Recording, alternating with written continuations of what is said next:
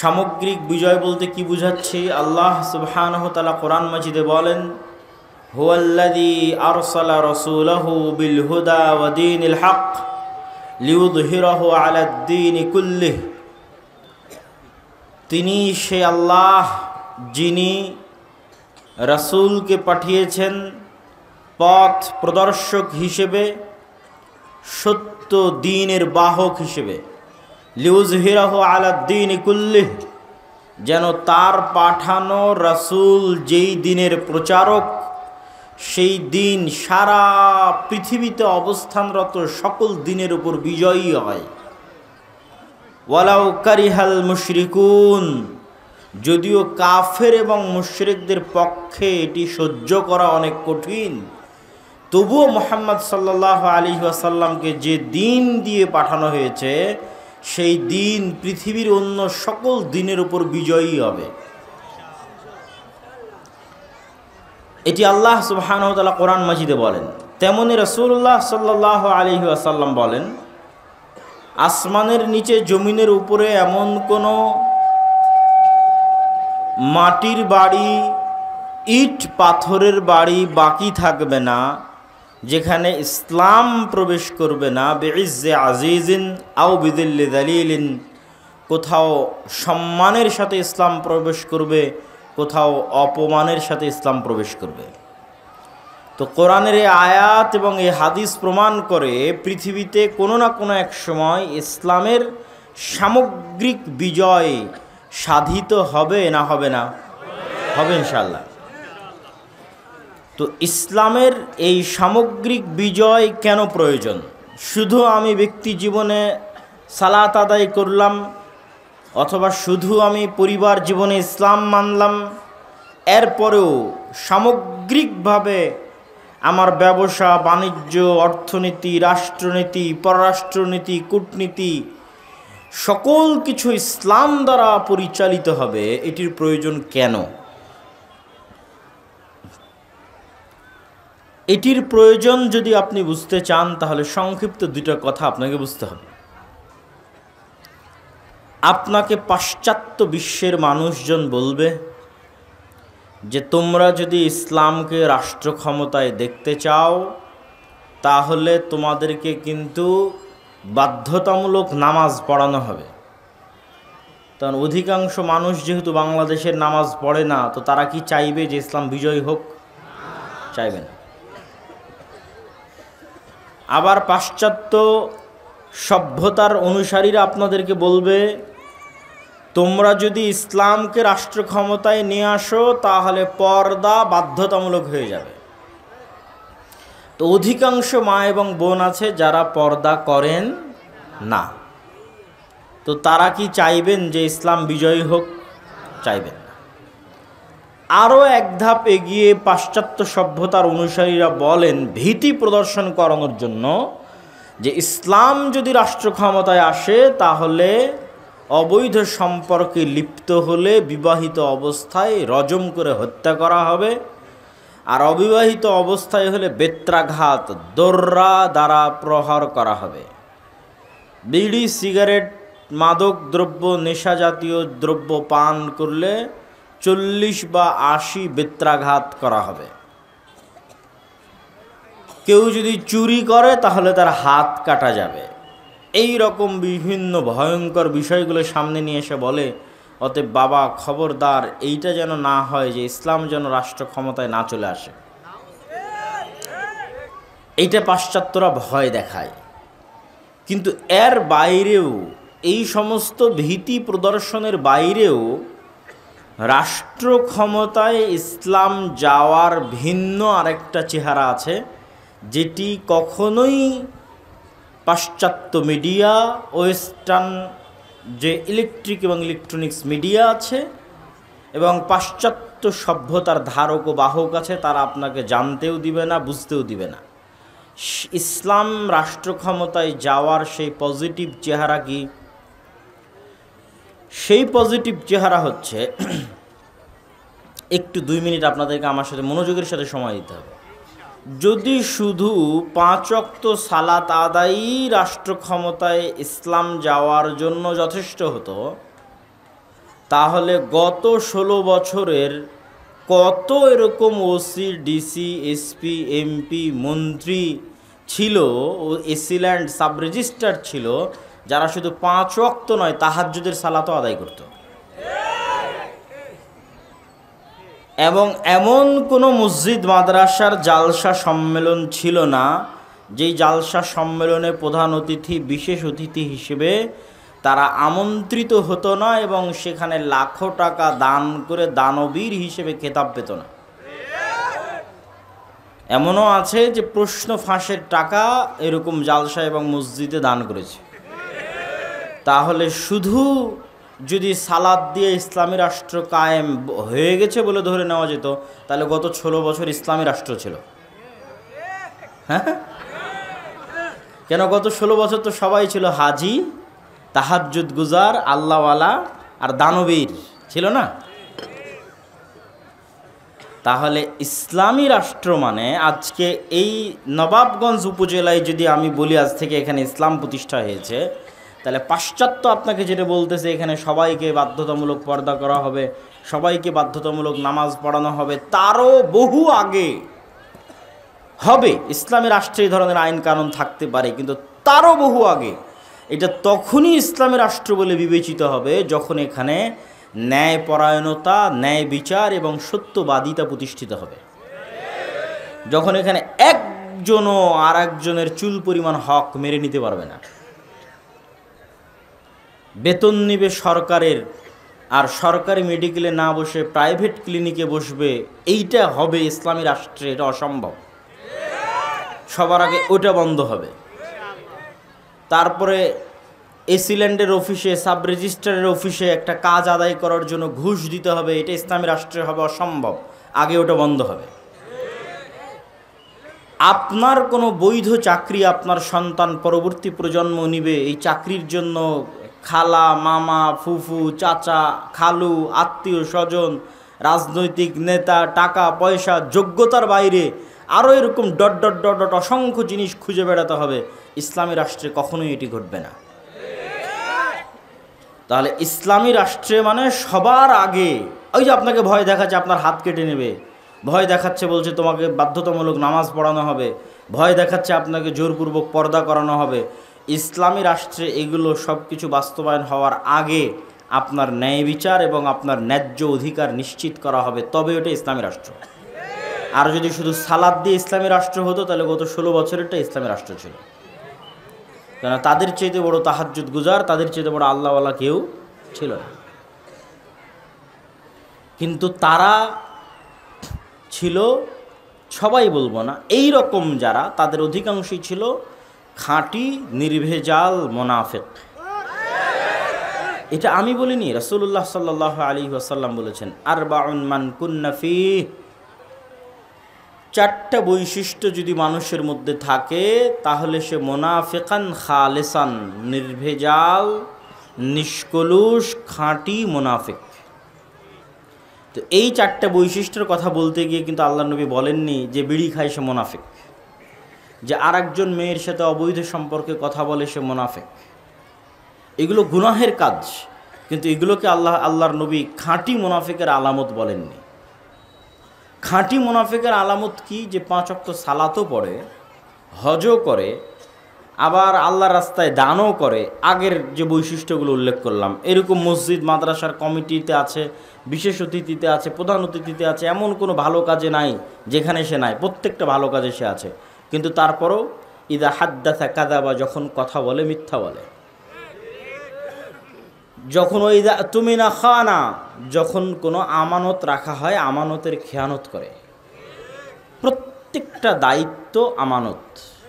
মাদ্রাসার প্রিন্সিপাল আমানত, মসজিদ কমিটির সভাপতি আমানত, AC land OC, sub registrar, DC আমানত, এমপি আমানত, মন্ত্রী আমানত, সচিব আমানত।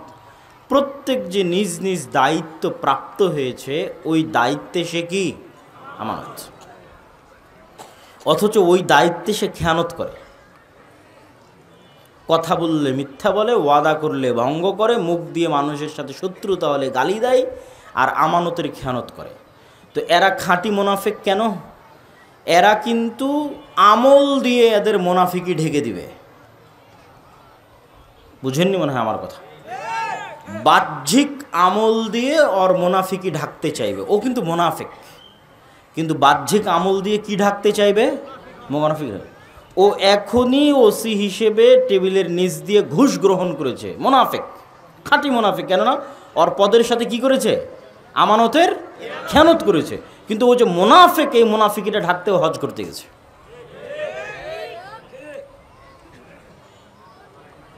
এইরকম প্রত্যেক যাকে যে পদের দায়িত্ব দেওয়া আছে ওই পদের সাথে মুনাফিকি করছে 24 ঘন্টা, এবং মুনাফিক, কিন্তু ওই মুনাফিকি ঢাকতে এখানে প্রধান অতিথি হয়েছে।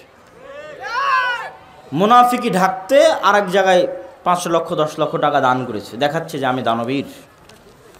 মুনাফিকি ঢাকতে বলছে আমি হাজি, আমি ওমরাকারী। মুনাফিকি ঢাকতে বলছে আমি তাহাজ্জুদ গুজার।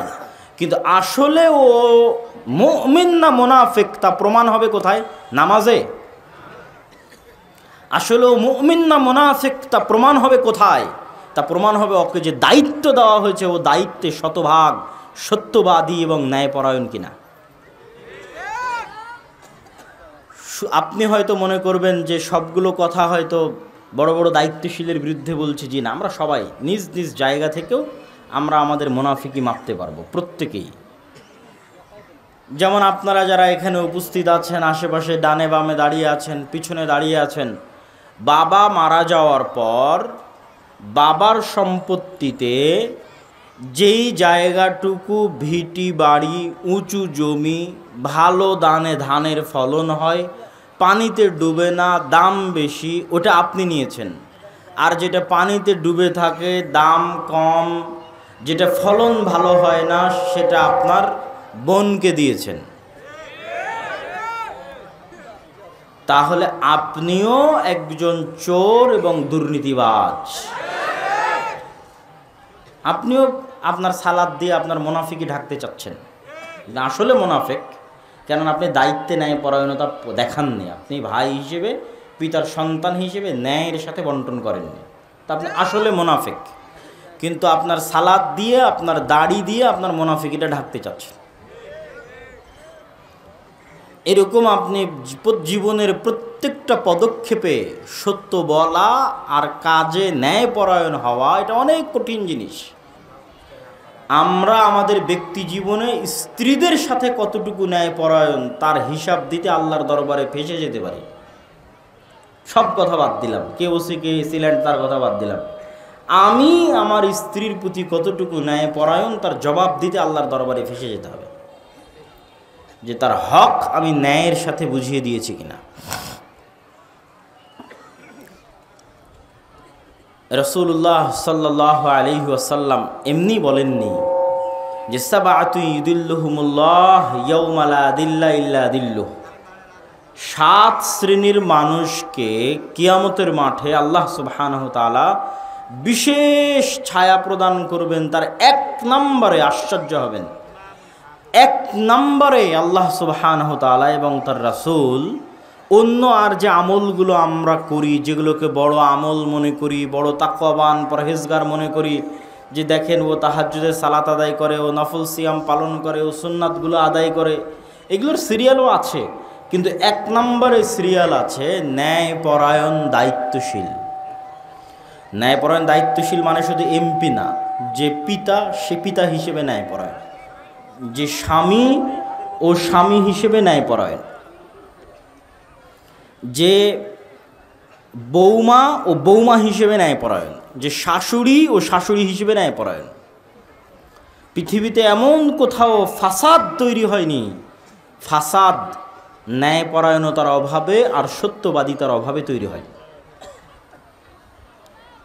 শুধু বৌমা আর শাশুড়ির মধ্যে নয়, আপনি যদি দেখেন যে আলেম ওলামার মধ্যে, মসজিদে মসজিদে, মাদ্রাসায় মাদ্রাসায়, ইসলামী দলে, ইসলামী সংগঠনে, আহলে হাদিসদের মধ্যে, হানাফিদের মধ্যে, দেওবন্দীদের মধ্যে পরস্পরে প্রত্যেক যত বিভেদ আছে, কোনো বিভেদের জায়গায় মাসলা মাসাইল আকিদার বিভেদ নাই।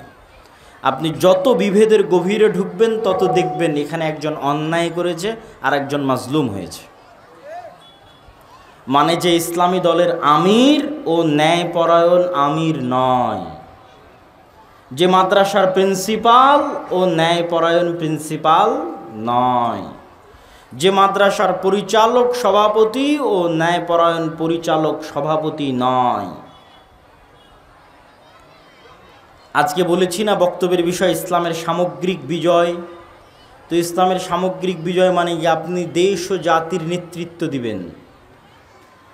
তো আপনি সামান্য মসজিদে ন্যায়পরায়ণতা প্রতিষ্ঠা করতে পারেননি, সামান্য আপনার মাদ্রাসায় আপনি ন্যায়পরায়ণ শাসক হতে পারেননি, আপনার পরিবারে ন্যায়পরায়ণ হতে পারেননি, আপনাকে আল্লাহ দেশের দায়িত্ব দিবেন? কথা বলেন না যে আপনাকে আল্লাহ দেশের দায়িত্ব দিবেন?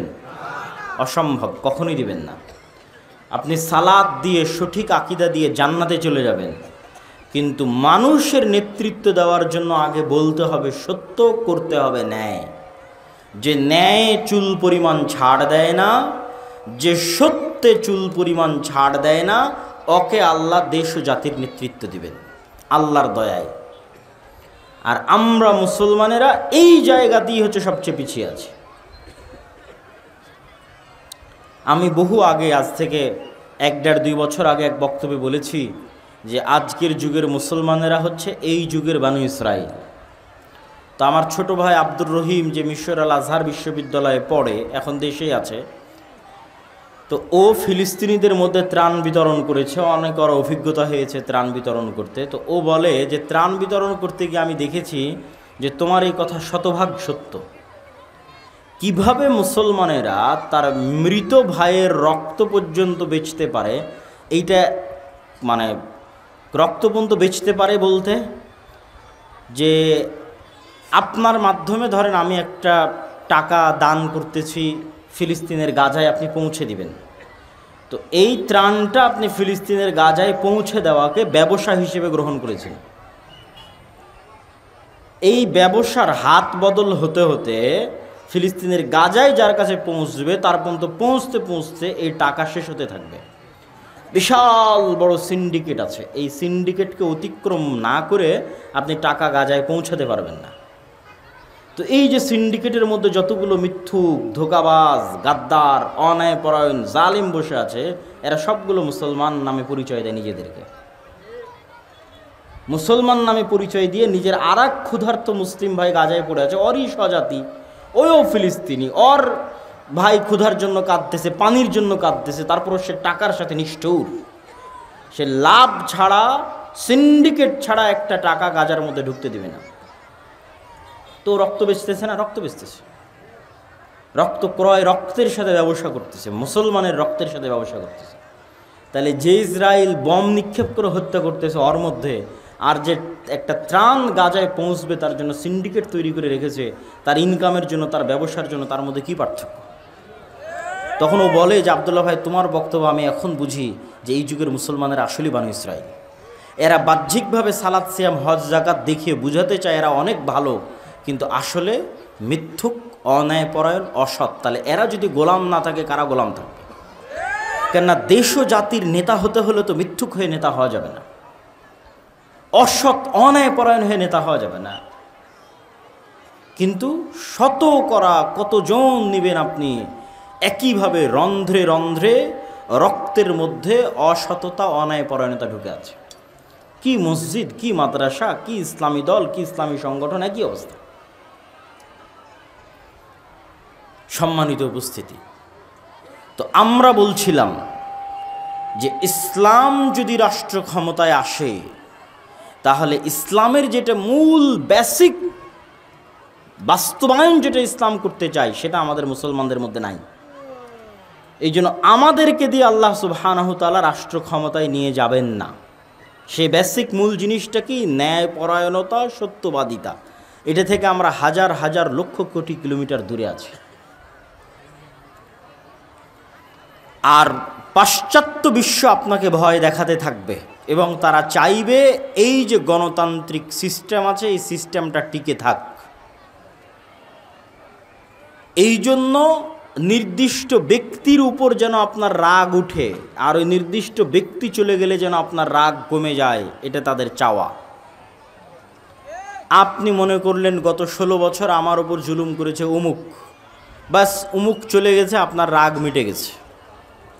কিন্তু গত 16 বছর যে আপনি মাজলুম হয়েছেন এই জালেম সিস্টেমের কারণে। সেই জালেম সিস্টেমের নাম হচ্ছে গণতান্ত্রিক সিস্টেম, ওই জালেম সিস্টেমের নাম হচ্ছে ধর্মনিরপেক্ষ সিস্টেম, সেকুলার সিস্টেম। আমি যদি আরও স্পষ্ট করে বলি বুঝার জন্য, কিন্তু এটা সত্য, মানুষ হাসবে কিন্তু এটাই সত্য, সেটা হচ্ছে এই জুলাই এর যে গণ অভ্যুত্থান, এই গণ অভ্যুত্থানের 1700 বা 1800 যে ছাত্র নিহত হয়েছে, এই 1700 1800 ছাত্রকে আসলে গণতন্ত্র হত্যা করেছে, সেকুলার সিস্টেম হত্যা করেছে। কিন্তু এটা বুঝার জন্য অনেক দূরদৃষ্টি সম্পন্ন জ্ঞান লাগবে, ইতিহাসের জ্ঞান লাগবে, পাশ্চাত্য বিশ্ব কী চায়, আপনার কাছ থেকে কি আদায় করতে চায় তার সম্পর্কে সম্যক অবগতি থাকা লাগবে। তাহলে আপনি বুঝবেন যে 1700 1800 জন মারা গেছে, এই 1700 1800 জনকে হত্যা করেছে কে? এই সিস্টেম, গণতান্ত্রিক সিস্টেম, সেকুলার সিস্টেম। এই সিস্টেম যদি পরিবর্তন না হয়, এইরকম স্বৈরাচার জালেম 20 বছর 30 বছর পর আবার তৈরি হবে। আপনার হায়াত যদি আল্লাহর 20-30 বছর বাড়িয়ে দেয়, আর আমার হায়াতও যদি আল্লাহ 20-30 বছর বাড়িয়ে দেয়, আবারও যদি কোনো দিন সাক্ষাৎ হয়, তখন আপনি বলিয়েন যে এই সিস্টেম টিকে আছে, আর এই সিস্টেম আবারও জালেম এবং স্বৈরাচার তৈরি করেছে।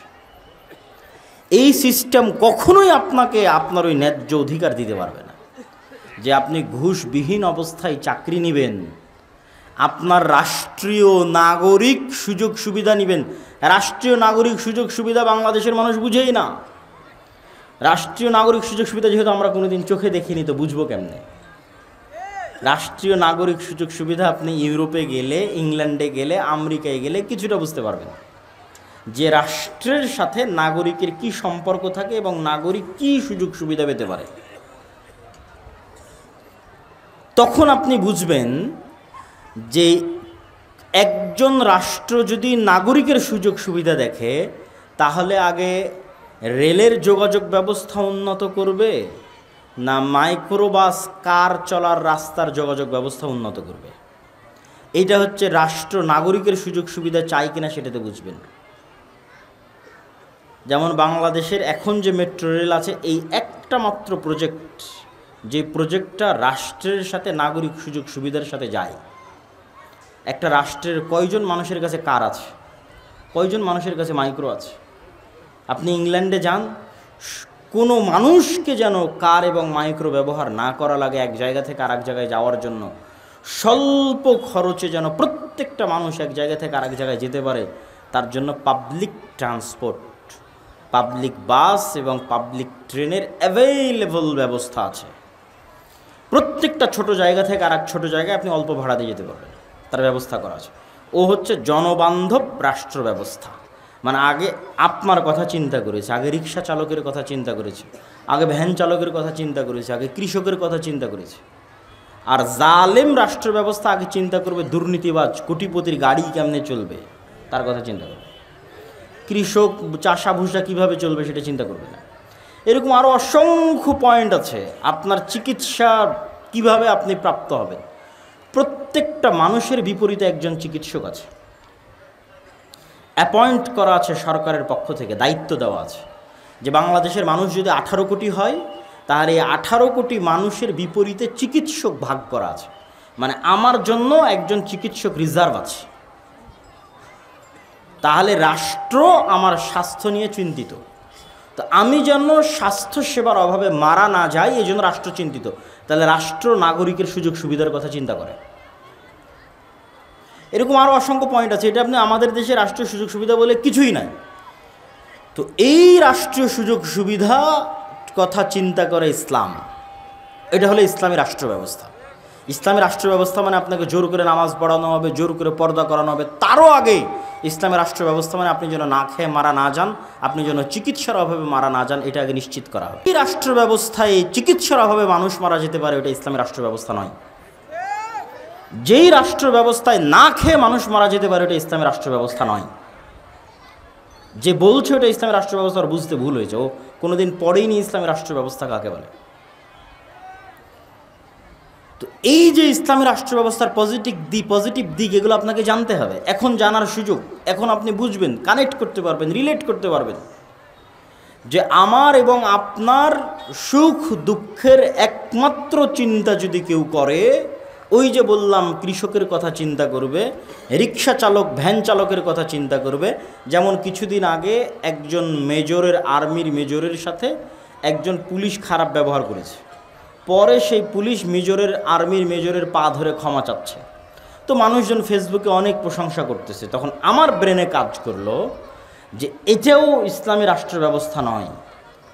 এই পুলিশ যদি একজন রিক্সা চালকের সাথে খারাপ ব্যবহার করতো, তো রিক্সা চালকের পা ধরে মাপ চাইতে হতো, ওটা ইসলামী রাষ্ট্র ব্যবস্থা।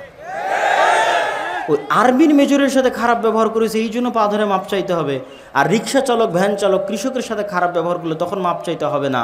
এটা হচ্ছে জালিম সিস্টেম, সেকুলার সিস্টেম, গণতান্ত্রিক সিস্টেম। আর ইসলামী রাষ্ট্র ব্যবস্থা মানে কিসের মেজর? ওই গ্রামের মাঠে কৃষক যে কাজ করতেছে ওর সাথে যদি জুলুম করে তো ওর পা ধরে মাপ চাইতে হবে। এইটা হলো ইসলামী রাষ্ট্র ব্যবস্থা। তো ইসলামী রাষ্ট্র ব্যবস্থা মানে আপনি যদি খালি এটা ভয় পান যে বাপরে বাপ আমাকে তো পিটিয়ে নামাজ পড়াবে, আমাকে তো পিটিয়ে পর্দা করাবে, জি না, পিটিয়ে নামাজ পড়ানোর আগে, পিটিয়ে পর্দা করানোর আগে আপনার জান মালের নিরাপত্তা, আপনার ইজ্জতের নিরাপত্তা এবং আপনি যেন মাজলুম না হন, রাষ্ট্রীয় নাগরিক সুযোগ সুবিধা সমানভাবে বুঝে পান, তা নিশ্চিত করা হবে। ওটা ইসলামী রাষ্ট্র ব্যবস্থা। এবং ইসলামী রাষ্ট্র ব্যবস্থা আমেরিকা এবং ইউরোপের রাষ্ট্র ব্যবস্থার চাইতে উন্নত। এটা একজন মানুষকে বোঝানো খুব কঠিন। খুব উচ্চ শিক্ষিত মানুষ ছাড়া অন্তত এই বক্তব্যটুকু বুঝবে না। বলবে এখনকার পৃথিবীর সবচেয়ে আদর্শ রাষ্ট্র ব্যবস্থা তো আমেরিকা আর ইউরোপ। আমাদের ছেলেমেয়েরা জমি বিক্রি করে ইংল্যান্ডে যায়, ইউরোপে যায়, আমেরিকায় যায়, কেউ স্টুডেন্ট ভিসা নিয়ে যায়, কেউ অবৈধ পথে এখান থেকে দুবাই থেকে লিবিয়াতে নামে, লিবিয়ার বেনগাজি বিমানবন্দরে, লিবিয়ার ত্রিপলি বিমানবন্দরে নেমে লিবিয়ার যে সমুদ্র তীরবর্তী শহরগুলো আছে ওই শহরগুলোতে আশ্রয় নেয়।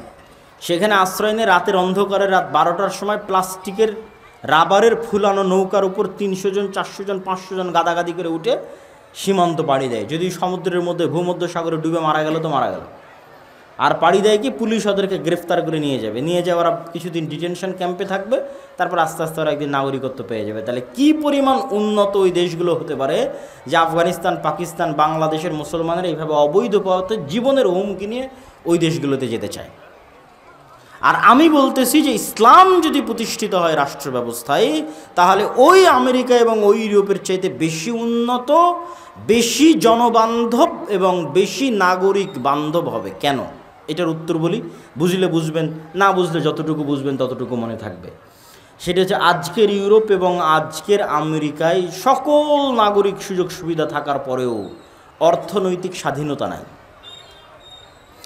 এটা তারাও ভালো মতো বুঝে না যে অর্থনৈতিক স্বাধীনতা নাই। এটা একমাত্র যে গভীরভাবে স্টাডি করবে সে বুঝতে পারবে অর্থনৈতিক স্বাধীনতা নাই। সেটি কি? আমেরিকা এবং ইউরোপে অর্থ মানেই সুদ। এই যে আমার পকেটে ক্যাশ টাকা আছে, এরকম আলাদা কোনো ক্যাশ টাকার অস্তিত্ব হতে পারে না লোন ছাড়া।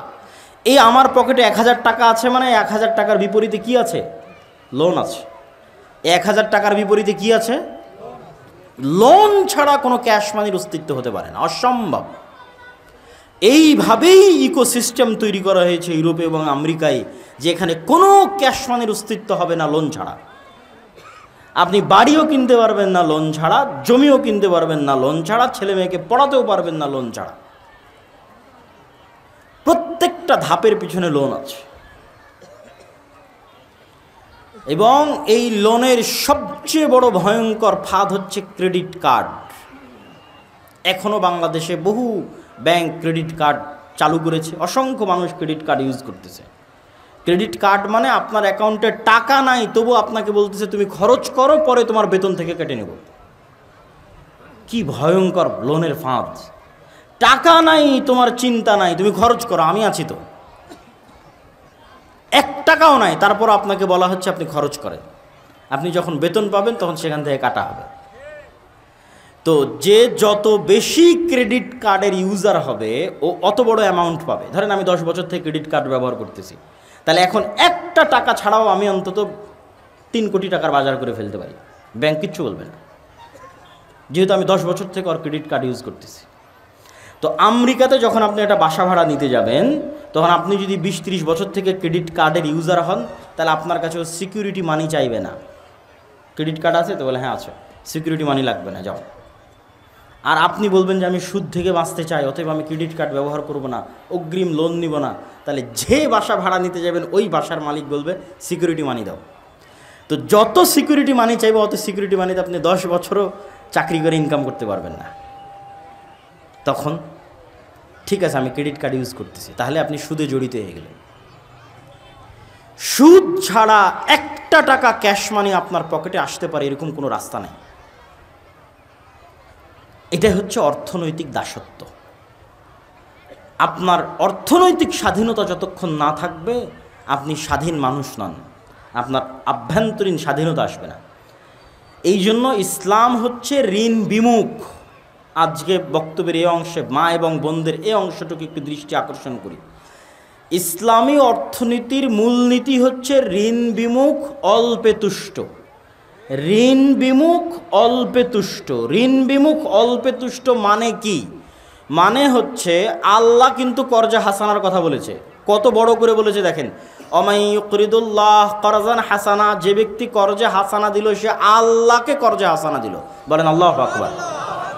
কিন্তু আপনি লোন নেওয়ার যত হাদিস আছে আল্লাহর নবীর, সব হাদিস পড়েন, কর্জে হাসানা তখনই নিতে পারবেন যখন আপনি চিকিৎসার অভাবে মরে যাচ্ছেন। তখন আপনি এসি নেওয়ার জন্য কর্জে হাসানা নেবেন, এর কোনো অস্তিত্ব ইসলামের 500,000 কিলোমিটারের মধ্যে নাই। আপনি ফ্রিজ নেওয়ার জন্য কর্জে হাসানা নেবেন, ফ্রিজ কেনার জন্য, এর অস্তিত্ব ইসলামের কয়েক লক্ষ কিলোমিটারের মধ্যে নাই। মরে যাচ্ছি, খেতে পাই না ভাই, চিকিৎসার অভাবে অপারেশনের দরকার, কর্জে হাসানা দাও। তখন যে কর্জে হাসানা দিবে ও কাকে কর্জ দিল? আল্লাহকে কর্জ দিল। মেয়ের বিবাহ দিতে পারতেছি না, টাকার অভাব, খুব সমস্যা, কর্জে হাসানা দাও। কিন্তু আপনি বলবেন যে আমার বাড়িটা মাটির তৈরি, আমি আজকে এখানে ইটের বাড়ি বানাবো, আমাকে কর্জে হাসানা দাও, এর অস্তিত্ব ইসলামের কয়েক লক্ষ কিলোমিটারের মধ্যে নেয়। মানে বিলাসিতার জন্য মানুষ কর্জ নিবে, এর কোনো অস্তিত্ব ইসলামে নাই। মা এবং বোনদেরকে লক্ষ্য করে বলতেছি যে বিলাসিতার জন্য কর্জ নিবে, একটা সোফা কেনার জন্য কর্জ নিবে, একটা খাট কেনার জন্য কর্জ নিবে, মাঝেতে সব বিছিয়ে থাকে এখন খাট কিনবে, তো খাট কেনার জন্য কর্জে হাসানা নিবে, আর অস্তিত্ব ইসলামে নাই। সুদের উপর নেওয়া তো বহু দূরের কথা, আমি কর্জে হাসানার কথা বলেছি, কথা বুঝতে হবে আপনার। সুদের উপর নেওয়া তো বহু দূরের কথা, আপনি শপে শুয়ে থাকেন, এখন খাট কিনবেন, খাট কেনার জন্য সুদের উপর নয় কর্জে হাসানা চাইবেন, আর অস্তিত্ব ইসলামে নাই। এতটা ঋণ বিমুখতা ইসলাম পছন্দ করে। কেন পছন্দ করে? কর্জ মানেই হচ্ছে আপনার আত্মসম্মান নষ্ট হওয়া। আজ আপনি কর্জ করবেন, কাল পাওনাদার যখন আসবে আপনি মিথ্যা বলবেন, তারপরের দিন পাওনাদারের টাকা পরিশোধ করার জন্য অন্যায় করবেন, চুরি করবেন, তারপরের দিন আপনার ছেলেকে মিথ্যা বলানো শিখাবেন, তারপরের দিন পুরো পরিবার মিথ্যুক হয়ে যাবেন। তো যে মুখে মিথ্যা বলে, যে করে দুর্নীতি, যে মিথ্যার আশ্রয় নেয়, ওর সেলফ রেসপেক্ট বলে কিছু আছে, আত্মসম্মান বলে কিছু আছে, ও ক্ষমা চায় জান্নাতে যেতে পারে, কিন্তু কোশ্চেনকালেও জাতির নেতৃত্ব দিতে পারবে না। ওর ভাগ্যে গোলামি, ওর 14 গোষ্ঠীর ভাগ্যে গোলামি। এই জন্য ইসলাম চায় না যে মানুষ লোন নিক, কর্জে হাসানা নিক। কেন? ও স্বাধীন থাক, ওর অভ্যন্তরীণ সেলফ রেসপেক্ট বাকি থাক, ওর পরিবারের আত্মমর্যাদা, আত্মসম্মান বাকি থাক, মরুক মাথা উঁচু করে। এইটা হচ্ছে ইসলামের চাপ। তো আপনি লোনের উপর, সুদের উপর বিলাসী পণ্য নেবেন, মোটর সাইকেল নেবেন, এসি নেবেন, ফ্রিজ নেবেন, বহু দূরের কথা। ইসলাম এসি, ফ্রিজ, মোটর সাইকেলের মতো বিলাসী পণ্য কর্জে হাসানার ভিত্তিতে নিবে, এর অস্তিত্ব ইসলামে নাই। তাহলে এবার কল্পনা করেন যে আমেরিকা এবং ইউরোপের সমাজ ব্যবস্থা কতটা ইসলাম বিরোধী সমাজ ব্যবস্থা, আর ওখানকার মানুষ বাহ্যিকভাবে মনে করছে যে হ্যাঁ আমি স্বাধীন, কিন্তু ওর স্বাধীনতার একটা লিমিটেশন আছে, একটা এরিয়া আছে, ওইটা কোশ্চেনকালেও ক্রস করতে পারবে না। কেননা ও লোনগ্রস্ত, ঋণগ্রস্ত। প্রত্যেকটা মানুষ ঋণগ্রস্ত। আমি তো এখনই দেখালাম আপনাকে যে ও লোন ছাড়া চলতে পারবে না, ও বাধ্য লোন নিতে। প্রত্যেকটা মানুষ ঋণগ্রস্ত। তো ঋণগ্রস্ত মানুষ কখনো স্বাধীন? অসম্ভব, স্বাধীন নয়। ফলত ওর স্বাধীনতার একটা লিমিটেশন আছে, এরিয়া আছে। ওর বাইরে গিয়েও বলতে পারবে না, ওর বাইরে গিয়েও সত্য বলতে পারবে না, ওর বাইরে গিয়েও ইসলামের কথা উচ্চারণ করতে পারবে না। করলে ওখানে গলা টিপে ধরা হবে অর্থনীতিতে। বাকি সব জায়গায় স্বাধীন, গলা টিপা হবে কোথায়? অর্থনীতিতে। সম্মানিত উপস্থিতি, তো আমরা আলোচনা করছিলাম আমরা ইসলামকে সামগ্রিকভাবে বিজয়ী দেখতে চাই। বিজয়ী দেখতে চাইলে কি করতে হবে? বিজয় দেখতে চাইলে এই যে সিস্টেম, এই সিস্টেমের পরিবর্তন লাগবে। আপনি এই সিস্টেমের মধ্যে থেকেই বলবেন ভোটের মাধ্যমে ইসলাম ক্ষমতায় যাবে, এটা হয় না, এটা অসম্ভব। এবং গত 100 বছরেও হয়নি, ভবিষ্যতেও হবে না। কেননা ইসলাম ক্ষমতায় যেতে চাই পূর্ণ পাওয়ারের সাথে, পূর্ণ ক্ষমতার সাথে। যে আয়াত আজকের বক্তব্যের শুরুতে তেলাওয়াত করেছি, রাসূলুল্লাহ সাল্লাল্লাহু আলাইহি ওয়াসাল্লাম যখন মক্কায়, যখন আল্লাহর নবী মাজলুম, আল্লাহর নবীর সাহাবীরা মাজলুম, যখন সাহায্য করার কেউ নাই, তখন আবু জাহাল আল্লাহর নবীকে প্রস্তাব দিচ্ছে। কতটা লোভনীয় প্রস্তাব দেখেন, লাকুম দীনুকুম ওয়ালিয়া দীন। সরি, তখন আবু জাহাল আল্লাহর নবীকে প্রস্তাব দিচ্ছে, চলো 1 বছর তোমার আল্লাহর ইবাদত হবে আর 1 বছর আমাদের মূর্তির ইবাদত হবে। তোমার উপর যে জুলুম হচ্ছে, অত্যাচার হচ্ছে, তোমার সাহাবীদের উপর যে জুলুম হচ্ছে, অত্যাচার হচ্ছে, সব বন্ধ হয়ে যাবে। আমরা ঐক্য জোটের মাধ্যমে রাষ্ট্র ক্ষমতা ভাগাভাগি করব। তখন আল্লাহর নবীর কোনো রাস্তা নাই, কিন্তু খুব মাজলুম অবস্থায়, খুব করুণ অবস্থায়। তখন যে কোনো মানুষ এরকম লোভনীয় প্রস্তাব গ্রহণ করে নেবে। কিন্তু আল্লাহর নবী কি বললেন? লাকুম দীনুকুম ওয়ালিয়া দীন, লা আ'বুদু মা তা'বুদুন। সূরা কাফিরুন পড়ে দেখেন, বারবার ঘুরিয়ে ফিরিয়ে বলা হচ্ছে তোমরা যার ইবাদত করো আমি তার ইবাদত করতে পারবো না। তোমার দিন তুমি পালন করো, আমার দিন আমাকে পালন করতে দাও। এর আড়ালে আরেকটা কথা লুকিয়ে আছে, সেটা হচ্ছে এখন তোমার সাথে কোনো কম্প্রোমাইজে যাচ্ছি না। তোমার দিন তুমি পালন করো, আমার দিন আমাকে পালন করতে দাও।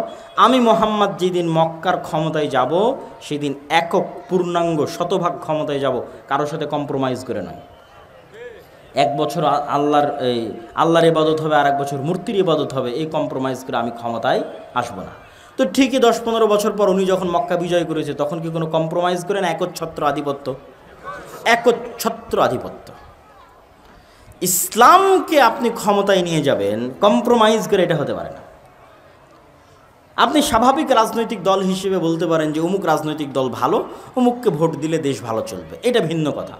কিন্তু অমুককে ভোট দিলে ইসলাম ক্ষমতায় যাবে, এটা কাল্পনিক, এটা সুদূর প্রসারী পরিকল্পনা, আকাশ কুসুম কল্পনার সামনে। তাহলে ভাই কিভাবে ইসলাম ক্ষমতায় যাবে? মাসিক আল ইতিসামের নভেম্বরের সম্পাদকীয় লেখা আছে, ইসলামের সামগ্রিক বিজয় যেভাবে সম্ভব। এটাই আজকের বক্তব্যের বিষয়বস্তু। ভূমিকা অনেক লম্বা হয়ে গেল, 4টে পয়েন্ট উল্লেখ করা আছে। এই 4-5টা পয়েন্ট আমি একটা করে পয়েন্ট বলবো, ব্যাখ্যা করব, তারপরে বক্তব্য শেষ করে দেব। আপনাদের ধৈর্যের কামনা করছি, অধৈর্য হবেন না।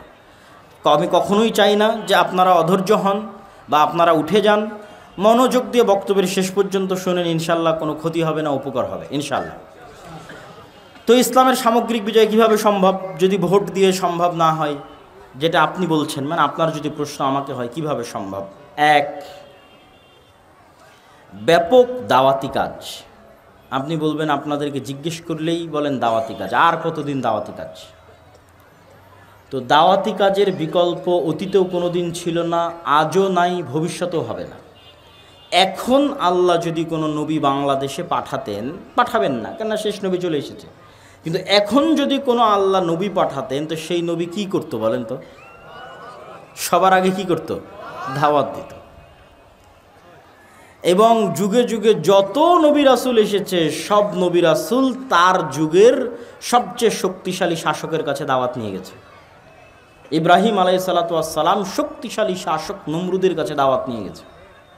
মুসা আলাইহিসসালাতু ওয়াসসালাম বিশ্বের সবচেয়ে বড় স্বৈর শাসক ফেরাউনের কাছে দাওয়াত নিয়ে গেছে। মুহাম্মদ সাল্লাল্লাহু আলাইহি ওয়াসাল্লাম মক্কার সর্দার কাফের কুরাইশদের সর্দার আবু জাহাল, আবু লাহাবের কাছে দাওয়াত নিয়ে গেছে। তো নবীদের দাওয়াতে কাজ হতো, আমাদের দাওয়াতে কাজ হয় না কেন?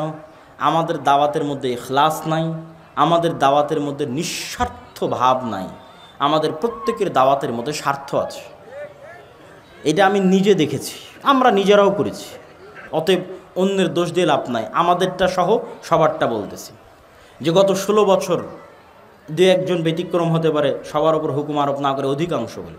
গত 16 বছর অধিকাংশ যত আলেম ওলামা সরকারের কাছে গেছে, সবাই নিজ নিজ কোনো না কোনো স্বার্থে গেছে। কেউ বলেছে আমার মাদ্রাসার এই কাজটা করে দেন, কেউ বলেছে আমার মাদ্রাসায় যেমন এই যে প্রধান অতিথির লিস্টে নাম দিলে আপনি একটু আমার মাদ্রাসায় সহযোগিতা করে দিবেন। আমি তো নির্বাচনের সময় দেখেছি যে প্রত্যেকটা চেয়ারম্যানের কাছে মসজিদ কমিটিগুলো যায় তার মসজিদের এসি চাওয়ার জন্য, অমুক চাওয়ার জন্য, তমুক চাওয়ার জন্য, যে আমার মসজিদে। এবং দেখেছি যে প্রায় 50,000, 30,000, 40,000 করে চেয়ারম্যান এমপিদের বাজেট থাকে এক একটা মসজিদের জন্য। তাহলে ওই মসজিদ কমিটি এমপির কাছে যাচ্ছে কেন? দুনিয়াবি কিছু স্বার্থের জন্য। আমরা গেছি এমপি, মন্ত্রী, সচিব, ডিআইজি পর্যন্ত কেন? আমাদের দুনিয়াবি কোনো স্বার্থ হাসিল করার জন্য। কেউই শুধু ইসলামের রিপ্রেজেন্টেটিভ হিসেবে, ইসলামের প্রতিনিধি হিসেবে শুধুমাত্র ইসলামের দাওয়াত নিয়ে কোনো রাষ্ট্রীয় ব্যক্তির কাছে যায়নি। এটা অধিকাংশের কথা বললাম, থাকতে পারে দুই একজন, কিন্তু শুধু ইসলামের দাওয়াত নিয়ে গিয়ে বলবে লা আসআলুকুম আলাইহি আজরা ইন আজরিয়া ইল্লা আলাল্লাযী ফাতারানি। নবীরা বলতো এটা, লা আসআলুকুম আলাইহি আজরা। এই ফেরাউন মুসা আলাইহিস সালাম গিয়েই বলতো, ইব্রাহিম আলাইহিস সালাম গিয়েই বলতো, দাওয়াত দিতে এসেছি, লা আসআলুকুম আলাইহি আজরা। পাল্টা উপঢৌকন ধরায় দিয়ে, পাল্টা হাদিয়া ধরায় দিয়ে, পাল্টা টাকা পয়সা ধরায় দিয়ে আমাকে আমার দাওয়াত বন্ধ করতে বলিও না। আমরা প্রতিদান চাওয়ার জন্য আসিনি, মূল্য চাওয়ার জন্য আসিনি, পাথেও চাওয়ার জন্য আসিনি। দাওয়াত দিতে এসেছি তোমার কল্যাণের জন্য নিঃস্বার্থভাবে। সুলাইমান আলাইহিস সালাম যখন হুদহুদকে দিয়ে চিঠি লিখেছিলেন রানী বিলকিসের কাছে, সাবার রানী, তখন রানী বিলকিস কী করেছিল জানেন? চিঠির উত্তরে হাজার হাজার, lakh lakh, crore crore, million million, billion billion ডলারের হাদিয়া উপঢৌকন পাঠিয়েছিল পাল্টা চিঠির সাথে, যে সুলাইমান আপনার জন্য এই সামান্য কিছু পাঠালাম, আরও যদি কিছু লাগে তো আপনার জন্য হাজির থাকবে। সাবার রানী বিলকিস যা লাগবে আপনার জন্য তাই ব্যবস্থা করে দিবে। তখন সুলাইমান আলাইহিস সালাতু ওয়াস সালামের উত্তর কোরআনে লেখা আছে। সুলাইমান আলাইহিস সালাতু ওয়াস সালাম উত্তরে বলেছিলেন, আল্লাহ আমাকে এর চেয়ে অনেক বেশি দিয়েছে। বলেন আল্লাহু আকবার। তুমি যা পাঠিয়েছো আল্লাহ আমাকে এর চেয়ে অনেক বেশি দিয়েছে। তা আমি ধন সম্পদের জন্য, টাকা পয়সার জন্য হুদহুদের মাধ্যমে তোমার কাছে চিঠি লিখে পাঠাইনি, দাওয়াত দিয়েছি নিঃস্বার্থ। দুনিয়াতে আল্লাহর নামে কারো শিরক চলবে না, শিরক বাদ দিতে হবে, আল্লাহর দাসত্ব মানতে হবে, নাহলে আমার বাহিনী তোমার রাজ্য ধ্বংস করে দেবে, মাটির সাথে মিশিয়ে দেবে। সুলাইমান টাকার কাছে বিক্রি হওয়ার জন্য আসেনি, যা উপঢৌকন পাঠিয়েছে এর চেয়ে বেশি আল্লাহ আমাকে দিয়ে রেখেছে। তা আমরা কেউই তো নিঃস্বার্থভাবে দাওয়াত নিয়ে কারো কাছে যেতে পারি। এরকম আরও অসংখ্য পয়েন্ট তুলে ধরতে পারবো যে কারণে আমাদের দাওয়াত সফল নয়। আমরা দাওয়াত দিতে গিয়ে মানুষকে ছোট করি, গালিগালাজ করি, খারাপ ভাষার ব্যবহার করি, তুমুক বেদাতি, তুমুক মুশরিক, তুমুক জাহেল, তুমুক ইবলিস, তুমুক লুচ্চা, তুমুক শয়তান, যত রকমের গালিগালাজ আছে দুনিয়াতে সব আলেমুল আমাদের মুখে। অথচ আল্লাহ সুবহানাহু ওয়া তাআলা কোরআন মাজিদে মুসা আলাইহিস সালামকে বলছে তুমি ফেরাউনকে দাওয়াত দিবে ভদ্র ভাষায়, নম্র ভাষায়। তো আমি যে আপনাকে দাওয়াত দিতে এসেছি, আপনি কি ফেরাউনের চাইতে খারাপ? হ্যাঁ? আর আমি কি মুসা আলাইহিস সালামের চাইতে ভালো? আমি কি মুসা আলাইহিস সালামের চাইতে ভালো? অসম্ভব, উনি নবী। আর আপনারা ফেরাউনের চাইতে খারাপ নন। তাহলে মুসা আলাইহিস সালামের মতো ভালো নবী যদি ফেরাউনের মতো খারাপ ব্যক্তির সাথে ভালো ব্যবহার করে দাওয়াত দিতে হয়, তাহলে আমার মতো একজন গুনাহগার, আমার মতো একজন পাপী, আপনাদের মতো এরকম ভালো মুমিন মুসলিম যারা আল্লাহকে এবং আল্লাহর নবীকে দিন হিসেবে, আল্লাহর নবীকে রাসূল হিসেবে স্বীকার করে, তাদের মধ্যে দাওয়াত দিতে এসে আপনাকে যদি আমি গালিগালাজ করি, তাহলে এটা দাওয়াতি মূলনীতি হলো? অসম্ভব। এরকম আরও অসংখ্য কারণ আছে। তাহলে 1 নাম্বার হচ্ছে ব্যাপক দাওয়াতি কাজ করতে হবে। কেন ব্যাপক দাওয়াতি কাজ করতে হবে? এখন বাংলাদেশের যে অবস্থা, এই অবস্থায় যদি বাংলাদেশের সবচেয়ে সুফি পরহেজগার আল্লাহওয়ালা মানুষকে বাংলাদেশের রাষ্ট্র ক্ষমতায় বসানো হয় আর তাকে বলা হয় ইসলাম কায়েম করেন, পরের দিন জনগণ ওকে টেনে ক্ষমতা থেকে নামিয়ে দেবে। কেন? মানুষই এখন ইসলাম মানার জন্য প্রস্তুত নয়। অন্তত 80% মানুষকে তার নিজ লাইফে প্র্যাকটিসিং ইসলাম পালনে হতে হবে, তখন ইসলাম ক্ষমতায় গিয়ে টিকতে পারবে। এখন যে অবস্থা তাতে পারবে না। এই জন্য ব্যাপক দাওয়াতি কাজ করতে হবে, মানুষের মাইন্ড সেট আপ রেডি করতে হবে কেন ইসলাম রাষ্ট্র ক্ষমতায় দরকার। যেমন আজকে আমি বক্তব্য দিচ্ছি, এটা একটা দাওয়াতের অংশ। এই বক্তব্য আগে কেন দিতাম না? আগে এই বক্তব্য বোঝার মতো পরিবেশ মানুষের ছিল না। এখন বললে মানুষ অ্যাকসেপ্ট করবে। কেননা মানুষ একটা ভয়ঙ্কর আন্দোলন দেখেছে, গণ অভ্যুত্থান দেখেছে, তার পরবর্তী সরকার দেখছে। সুতরাং মানুষ এটা ক্যাচ করতে পারবে ইসলামের রাষ্ট্র ব্যবস্থা কেমন হতে পারে, ইসলামের রাষ্ট্র ব্যবস্থা বলতে কী বুঝায়, কেন ইসলামকে রাষ্ট্র ক্ষমতায় নিয়ে যেতে হবে, নিয়ে গেলে কীভাবে নিয়ে যেতে হবে। 1 নম্বর ব্যাপক দাওয়াতি কাজ। 2 নম্বর লেখা আছে সমাজ ও দেশের সাথে সম্পৃক্ত থাকা। সমাজ ও দেশের সাথে সম্পৃক্ত থাকা অর্থ কী? আমাদের নবী মুহাম্মদ সাল্লাল্লাহু আলাইহি ওয়াসাল্লাম পড়াও জানতেন না, লেখাও জানতেন না। জানতেন না। তো আমার নবী মুহাম্মদ সাল্লাল্লাহু আলাইহি ওয়াসাল্লাম পড়ালেখা জানতেন না মানে তিনি ঘরে বসে গবেষণা করতেন না, ঘরে বসে বই লিখতেন না। তাহলে কি করতেন? আল্লাহর কাছ থেকে কোরআন রিসিভ করতেন আর সারা দিন মানুষের সুখ দুঃখ কষ্ট বিপদ আপদ সমস্যার পাশে থাকতেন। তথা মদিনাবাসীর সাথে মক্কাবাসীর সাথে মুহাম্মদ সাল্লাল্লাহু আলাইহি ওয়াসাল্লাম বরাবর সমানে সমান। আজ যদি মদিনার কোনো মানুষের বাড়িতে খাবার না থাকে তো সেটাও মুহাম্মদ সাল্লাল্লাহু আলাইহি ওয়াসাল্লাম জানবেন যে ওর বাড়িতে খাবার নাই, ওখানে খাবারের ব্যবস্থা করতে হবে। মানে মদিনার মানুষের সাথে ওতপ্রোতভাবে, মক্কার মানুষের সাথে ওতপ্রোতভাবে জড়িত। উনি তো গবেষকও নন, লেখকও নন। তো 5 ওয়াক্ত সালাত বাদে, কোরআন আল্লাহর কাছে শিখা বাদে বাকি সময় কাদের পিছনে দিতেন? মানুষের পিছনে দিতেন। এবং উনি সৎ ন্যায়পরায়ণ হওয়ার কারণে মানুষ প্রভাবিত হতো। উনি তো অসৎ নন, মিথ্যুক নন। তাহলে যত মানুষের কাছে গেছে ওনার ভদ্র নম্র ব্যবহারের কারণে মানুষ ওনার দ্বারা কী হয়েছে? প্রভাবিত হয়েছে। আবু সুফিয়ান রাদিয়াল্লাহু তাআলা আনহু যখন তার কাছে ইসলাম গ্রহণ করেছে তাকে মাথা নত করে ইসলাম গ্রহণ করতে হয়েছে। কেননা মুহাম্মদ সাল্লাল্লাহু আলাইহি ওয়াসাল্লামের উন্নত চরিত্র সম্পর্কে আবু সুফিয়ান জানে। মুহাম্মদ সাল্লাল্লাহু আলাইহি ওয়াসাল্লামের চরিত্র নিষ্কলুষ, কোনোদিন মিথ্যা বলেনি, কোনোদিন মানুষের সাথে অন্যায় করেনি। তো আবু সুফিয়ান যখন ইসলাম গ্রহণ করবে মাথা নত করে ইসলাম গ্রহণ করতে। এই জন্য দুনিয়াতে যত নবী রাসূল আল্লাহ পাঠিয়েছে সব নবী রাসূলকে মূল 2টা গুণ দিয়ে পাঠিয়েছে: বলবে সত্য, করবে নাই, নাহলে এরা নেতা হতে পারবে না দেশ জাতির। নবী রাসূলরা দেশ ও জাতির নেতৃত্ব না নিতে পারলে কীভাবে সে ইসলামের দাওয়াত ছড়িয়ে দিবে? দিতে পারবে না। কিন্তু আমরা মুসলমানেরা গোলাম হওয়ার কারণে আমাদের ওই যে বাহ্যিক আমল, যেটা বারবার বলছি, বাহ্যিক আমল দিয়ে আমার মুনাফিকি ঢাকতে চেয়েছি, কিন্তু কাজের বেলায় আমি মিথ্যুক, কাজের বেলায় আমি অন্যায়পরায়ণ। সুতরাং আমাদের দিয়ে মুক্তি হবে না। তাহলে সমাজ ও দেশের সাথে সম্পৃক্ত থাকা। আজকের আফগানিস্তানে যারা ইসলামকে ক্ষমতায় নিয়ে এসেছে এরা খুব কঠিনভাবে সমাজের মানুষের সাথে সম্পৃক্ত ছিল। গত 20 বছর 30 বছর 40 বছর যাবৎ সমাজের মানুষের সাথে সম্পৃক্ত। কিন্তু আমরা আলেম ওলামারা, আমি নিজেও, আমাদের মতো এরকম শত শত আলেম ওলামা, মসজিদ মাদ্রাসা, এরা সমাজ থেকে টোটালি ডিসকানেক্টেড। এরা মসজিদের 4 দেওয়ালের মধ্যে সীমাবদ্ধ, মাদ্রাসার 4 দেওয়ালের মধ্যে সীমাবদ্ধ, লেখালেখি গবেষণার মধ্যে সীমাবদ্ধ, লাইভ ভিডিওর মধ্যে, ইউটিউবের মধ্যে, ফেসবুকের পোস্টের মধ্যে সীমাবদ্ধ। সমাজের মানুষের সাথে এদের কোনো প্রকার সম্পর্ক, লেনা দেনা, উঠা বসা নাই। তাহলে সে কীভাবে ইসলামকে সামগ্রিকভাবে বিজয়ী করবে? করতে পারবে না, অসম্ভব, করা সম্ভব নয়। কিন্তু এখন সুবর্ণ সুযোগ। গত 16 বছর দলীয় রাজনীতির উপর ভিত্তি করে ক্ষমতার ভারসাম্য রক্ষা হয়েছে। এখন দলীয় দাপট আছে? নাই। তাহলে ক্ষমতার জায়গা শূন্য। গ্রামে ক্ষমতার জায়গা কি? শূন্য। আগে গ্রামে ক্ষমতার জায়গা তো অমুক নির্দিষ্ট দলের অমুক নেতা, ও একাই ক্ষমতাশীল। এখন ক্ষমতার জায়গা শূন্য। এখন মসজিদ মাদ্রাসা আলেম ওলামা তারা যদি সমাজের মানুষের সাথে প্রচুর পরিমাণে উঠা বসা করে, 2 বছর যদি উঠা বসা করে, 3 বছরের 3য় বছরের দিন থেকে 6 মাস উঠা বসা করলে 7ম মাসের দিন থেকে যদি ওই আলেম যোগ্য নেতৃত্ব দেওয়ার যোগ্যতা সম্পূর্ণ হয়, মানে সত্যবাদী ন্যায়পরায়ণ হয়, টাকার কাছে বিক্রি না হয়, আলেম ওলামাদের এই যোগ্যতা লাগবে, নাহলে কিন্তু পারবে না। তাহলে দেখবেন 7ম মাস থেকে মানুষজন বিচার সালিশ হুজুরের কাছে নিয়ে গেছে। পরের দিন থেকে দেখবেন বিচার সালিশ মাদ্রাসাতে হচ্ছে। একই ঘটনা আফগানিস্তানে ঘটেছিল। আলেম ওলামারা যখন তাদের এই সত্যবাদিতার ন্যায়পরায়ণতা নিয়ে মানুষের সাথে মিশে গেছে, তখন 6 মাস 7 মাস 5 বছর 10 বছর পর মানুষ বলছে কি মেম্বার, কি চেয়ারম্যান, বিচার সালিশ মাদ্রাসায় হবে, মাদ্রাসার প্রিন্সিপাল বিচার সালিশ করে দেবে। এইভাবে হচ্ছে ক্ষমতার পালা বদল হয়, মানে ক্ষমতার স্টেক হোল্ডার আপনি হয়ে যান মানুষের অজান্তে, মানুষের অবুঝে। এই জন্য মসজিদ মাদ্রাসাকে অ্যাক্টিভ হতে হবে, সমাজের মানুষের সাথে সম্পৃক্ত হতে হবে। 3 নাম্বার,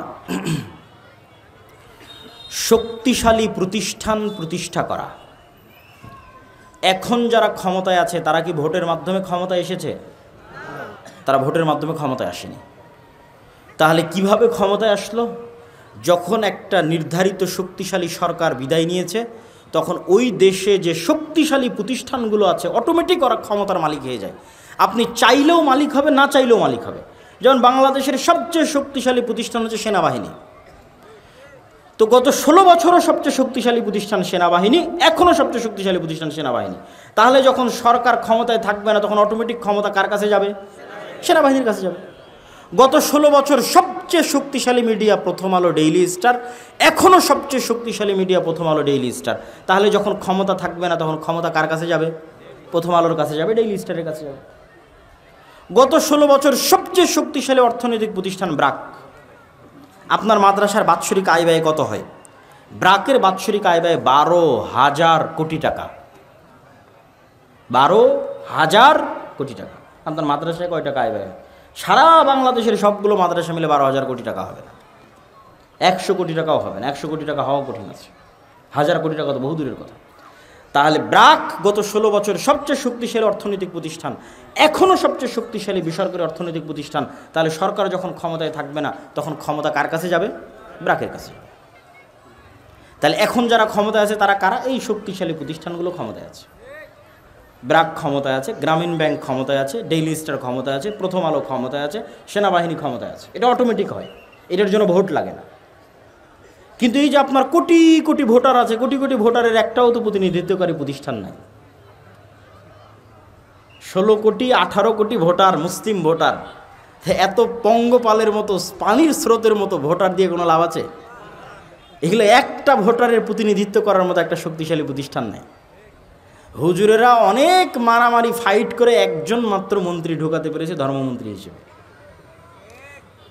আর এতগুলো ভোটার থাকার পরেও, আর যদি শক্তিশালী প্রতিষ্ঠান থাকতো, মারামারিও করা লাগতো না, ফাইটও লাগতো না ভাই, এমনি ক্ষমতা আপনার কাছে আসতো। তাহলে ওই যে আপনি চিন্তা করতেছেন আপনি এখনই ক্ষমতায় যাবেন ভোট দিয়ে, এটা পাগলামি। এখনই যাবেন, আবার এখনই বাদ হয়ে যাবেন। মানে এখনই ক্ষমতায় যাবেন, 3 বছর পর আবার আপনি বাদ হয়ে গেছেন। নাই, আপনি 50 বছরের চিন্তা করেন, 100 বছরের চিন্তা করেন। এই যে বিশাল নির্বাচনী লড়াই হলো আমেরিকাতে, ডোনাল্ড ট্রাম্প আর জো বাইডেন আর কমলা হ্যারিসের বিশাল লড়াই, বারাক ওবামা অংশগ্রহণ করলো, ডোনাল্ড ট্রাম্প বিজয়ী হলো। এই নির্বাচনী লড়াইয়ের ধারে কাছে কিলোমিটারকে কিলোমিটারে আপনি ইহুদিদের দেখতে পাবেন না। অথচ ডোনাল্ড ট্রাম্প ক্ষমতায় আসুক আর কমলা হ্যারিস, জো বাইডেন ক্ষমতায় আসুক, ক্ষমতা কার হাতে? ইহুদিদের হাতে। ক্ষমতা কাদের হাতে? কেন ইহুদিদের হাতে? ওই ডোনাল্ড ট্রাম্পও টাকা নিয়েছে ইহুদির কাছে, কমলা হ্যারিসও টাকা নিয়েছে ইহুদির কাছে। ডোনাল্ড ট্রাম্পও মিডিয়া ব্যবহার করেছে ইহুদির, আর কমলা হ্যারিসও মিডিয়া ব্যবহার করেছে ইহুদির। তাহলে ইহুদির দল লাগেনি, ইহুদির রাজনীতি করা লাগেনি। ইহুদি কী করেছে? শক্তিশালী অর্থনৈতিক প্রতিষ্ঠান তৈরি করেছে। আমেরিকার সবচেয়ে শক্তিশালী অর্থনৈতিক প্রতিষ্ঠান ইহুদিদের, আমেরিকার সবচেয়ে শক্তিশালী মিডিয়া ইহুদিদের। সুতরাং ও ক্ষমতায় না গিয়েও ক্ষমতায় আছে। গত 20-200 বছর ক্ষমতায় ছিল, এখনও ক্ষমতায় আছে। ইহুদি বিরোধী কোনো আইন, কোনো কার্যক্রম আমেরিকায় হতে পারবে না, যেই ক্ষমতায় আসুক না কেন। ইহুদির টাকা নিয়ে ক্ষমতায় গেছে, ইহুদির মিডিয়া ব্যবহার করে ক্ষমতায় গেছে। এই জন্য ইহুদিদের কাছে আমাদের এবং আপনাদের অনেক শিক্ষার আছে। তার মানে আমি ইহুদিদের প্রশংসা করছি এটা নয়। ইহুদিরা অভিশপ্ত, কিন্তু পৃথিবীর বাস্তবতা একমাত্র ইহুদিরাই জানে, মুসলমানেরা জানে আর ইহুদিরা জানে। কেন অভিশপ্ত সেটাও বলছি, আর কেন ইহুদিরা একমাত্র সত্য বাস্তবতা জানে সেটাও বলছি। এইটা বলে আমি বক্তব্যের শেষের দিকে চলে যাব। আপনাদের অধৈর্য আমি কামনা করছি না, প্লিজ কেউ উঠবেন না, হাঁটাহাঁটি করবেন না, যেভাবে আছেন সেভাবে বসে থাকেন। আপনি অধৈর্য হওয়ার আগে বক্তব্য শেষ করে দেবেন ইনশাল্লাহ। তো ইহুদিরা কেন পৃথিবীর বাস্তবতা জানে আর কেন তারা অভিশপ্ত? আল্লাহ নিজে কোরআন মাজিদে বলেছে যে খ্রিস্টানরা হচ্ছে পথভ্রষ্ট, এরা কিচ্ছু জানে না। আপনি ইহুদিদেরকে না দেখলে পৃথিবীর কিছু দেখেননি। কেন কিছু দেখেননি?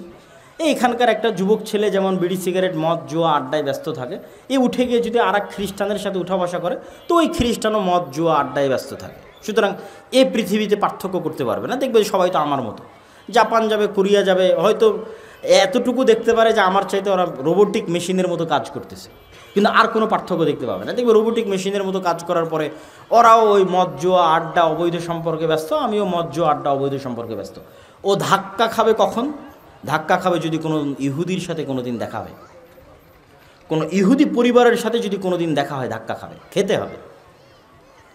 যেমন আপনাকে 2-1টা বলি, আমি নিজে বাস্তবে চোখে দেখে এসেছি, এই জন্য বলছি। আমরা মুসলমানেরা 2% দাড়ি রাখি না, ইহুদিরা 90% দাড়ি রাখে। 90% ইহুদি দাড়ি রাখে, এবং দাড়ি রাখার জন্য চুল পরিমাণ দ্বিধাও করে না যে দাড়ি রাখলে কে আমাকে জঙ্গি বলবে আর কে সন্ত্রাসী বলবে, আর ধারে কাছেও নাই। ওর দিন ওকে কট্টরভাবে মানতে হবে, এতে চুল পরিমাণ ছাড় দেওয়া যাবে না, নাহলে ও মরে যাবে, পরাধীন হয়ে যাবে, গোলাম হয়ে যাবে, দাস হয়ে যাবে। ওতে মরবে কিন্তু দিনে চুল পরিমাণ ছাড় দিবে না। ও দিনের ওপর কট্টর কত ইহুদিরা, তার একটা উদাহরণ দিই আপনাকে।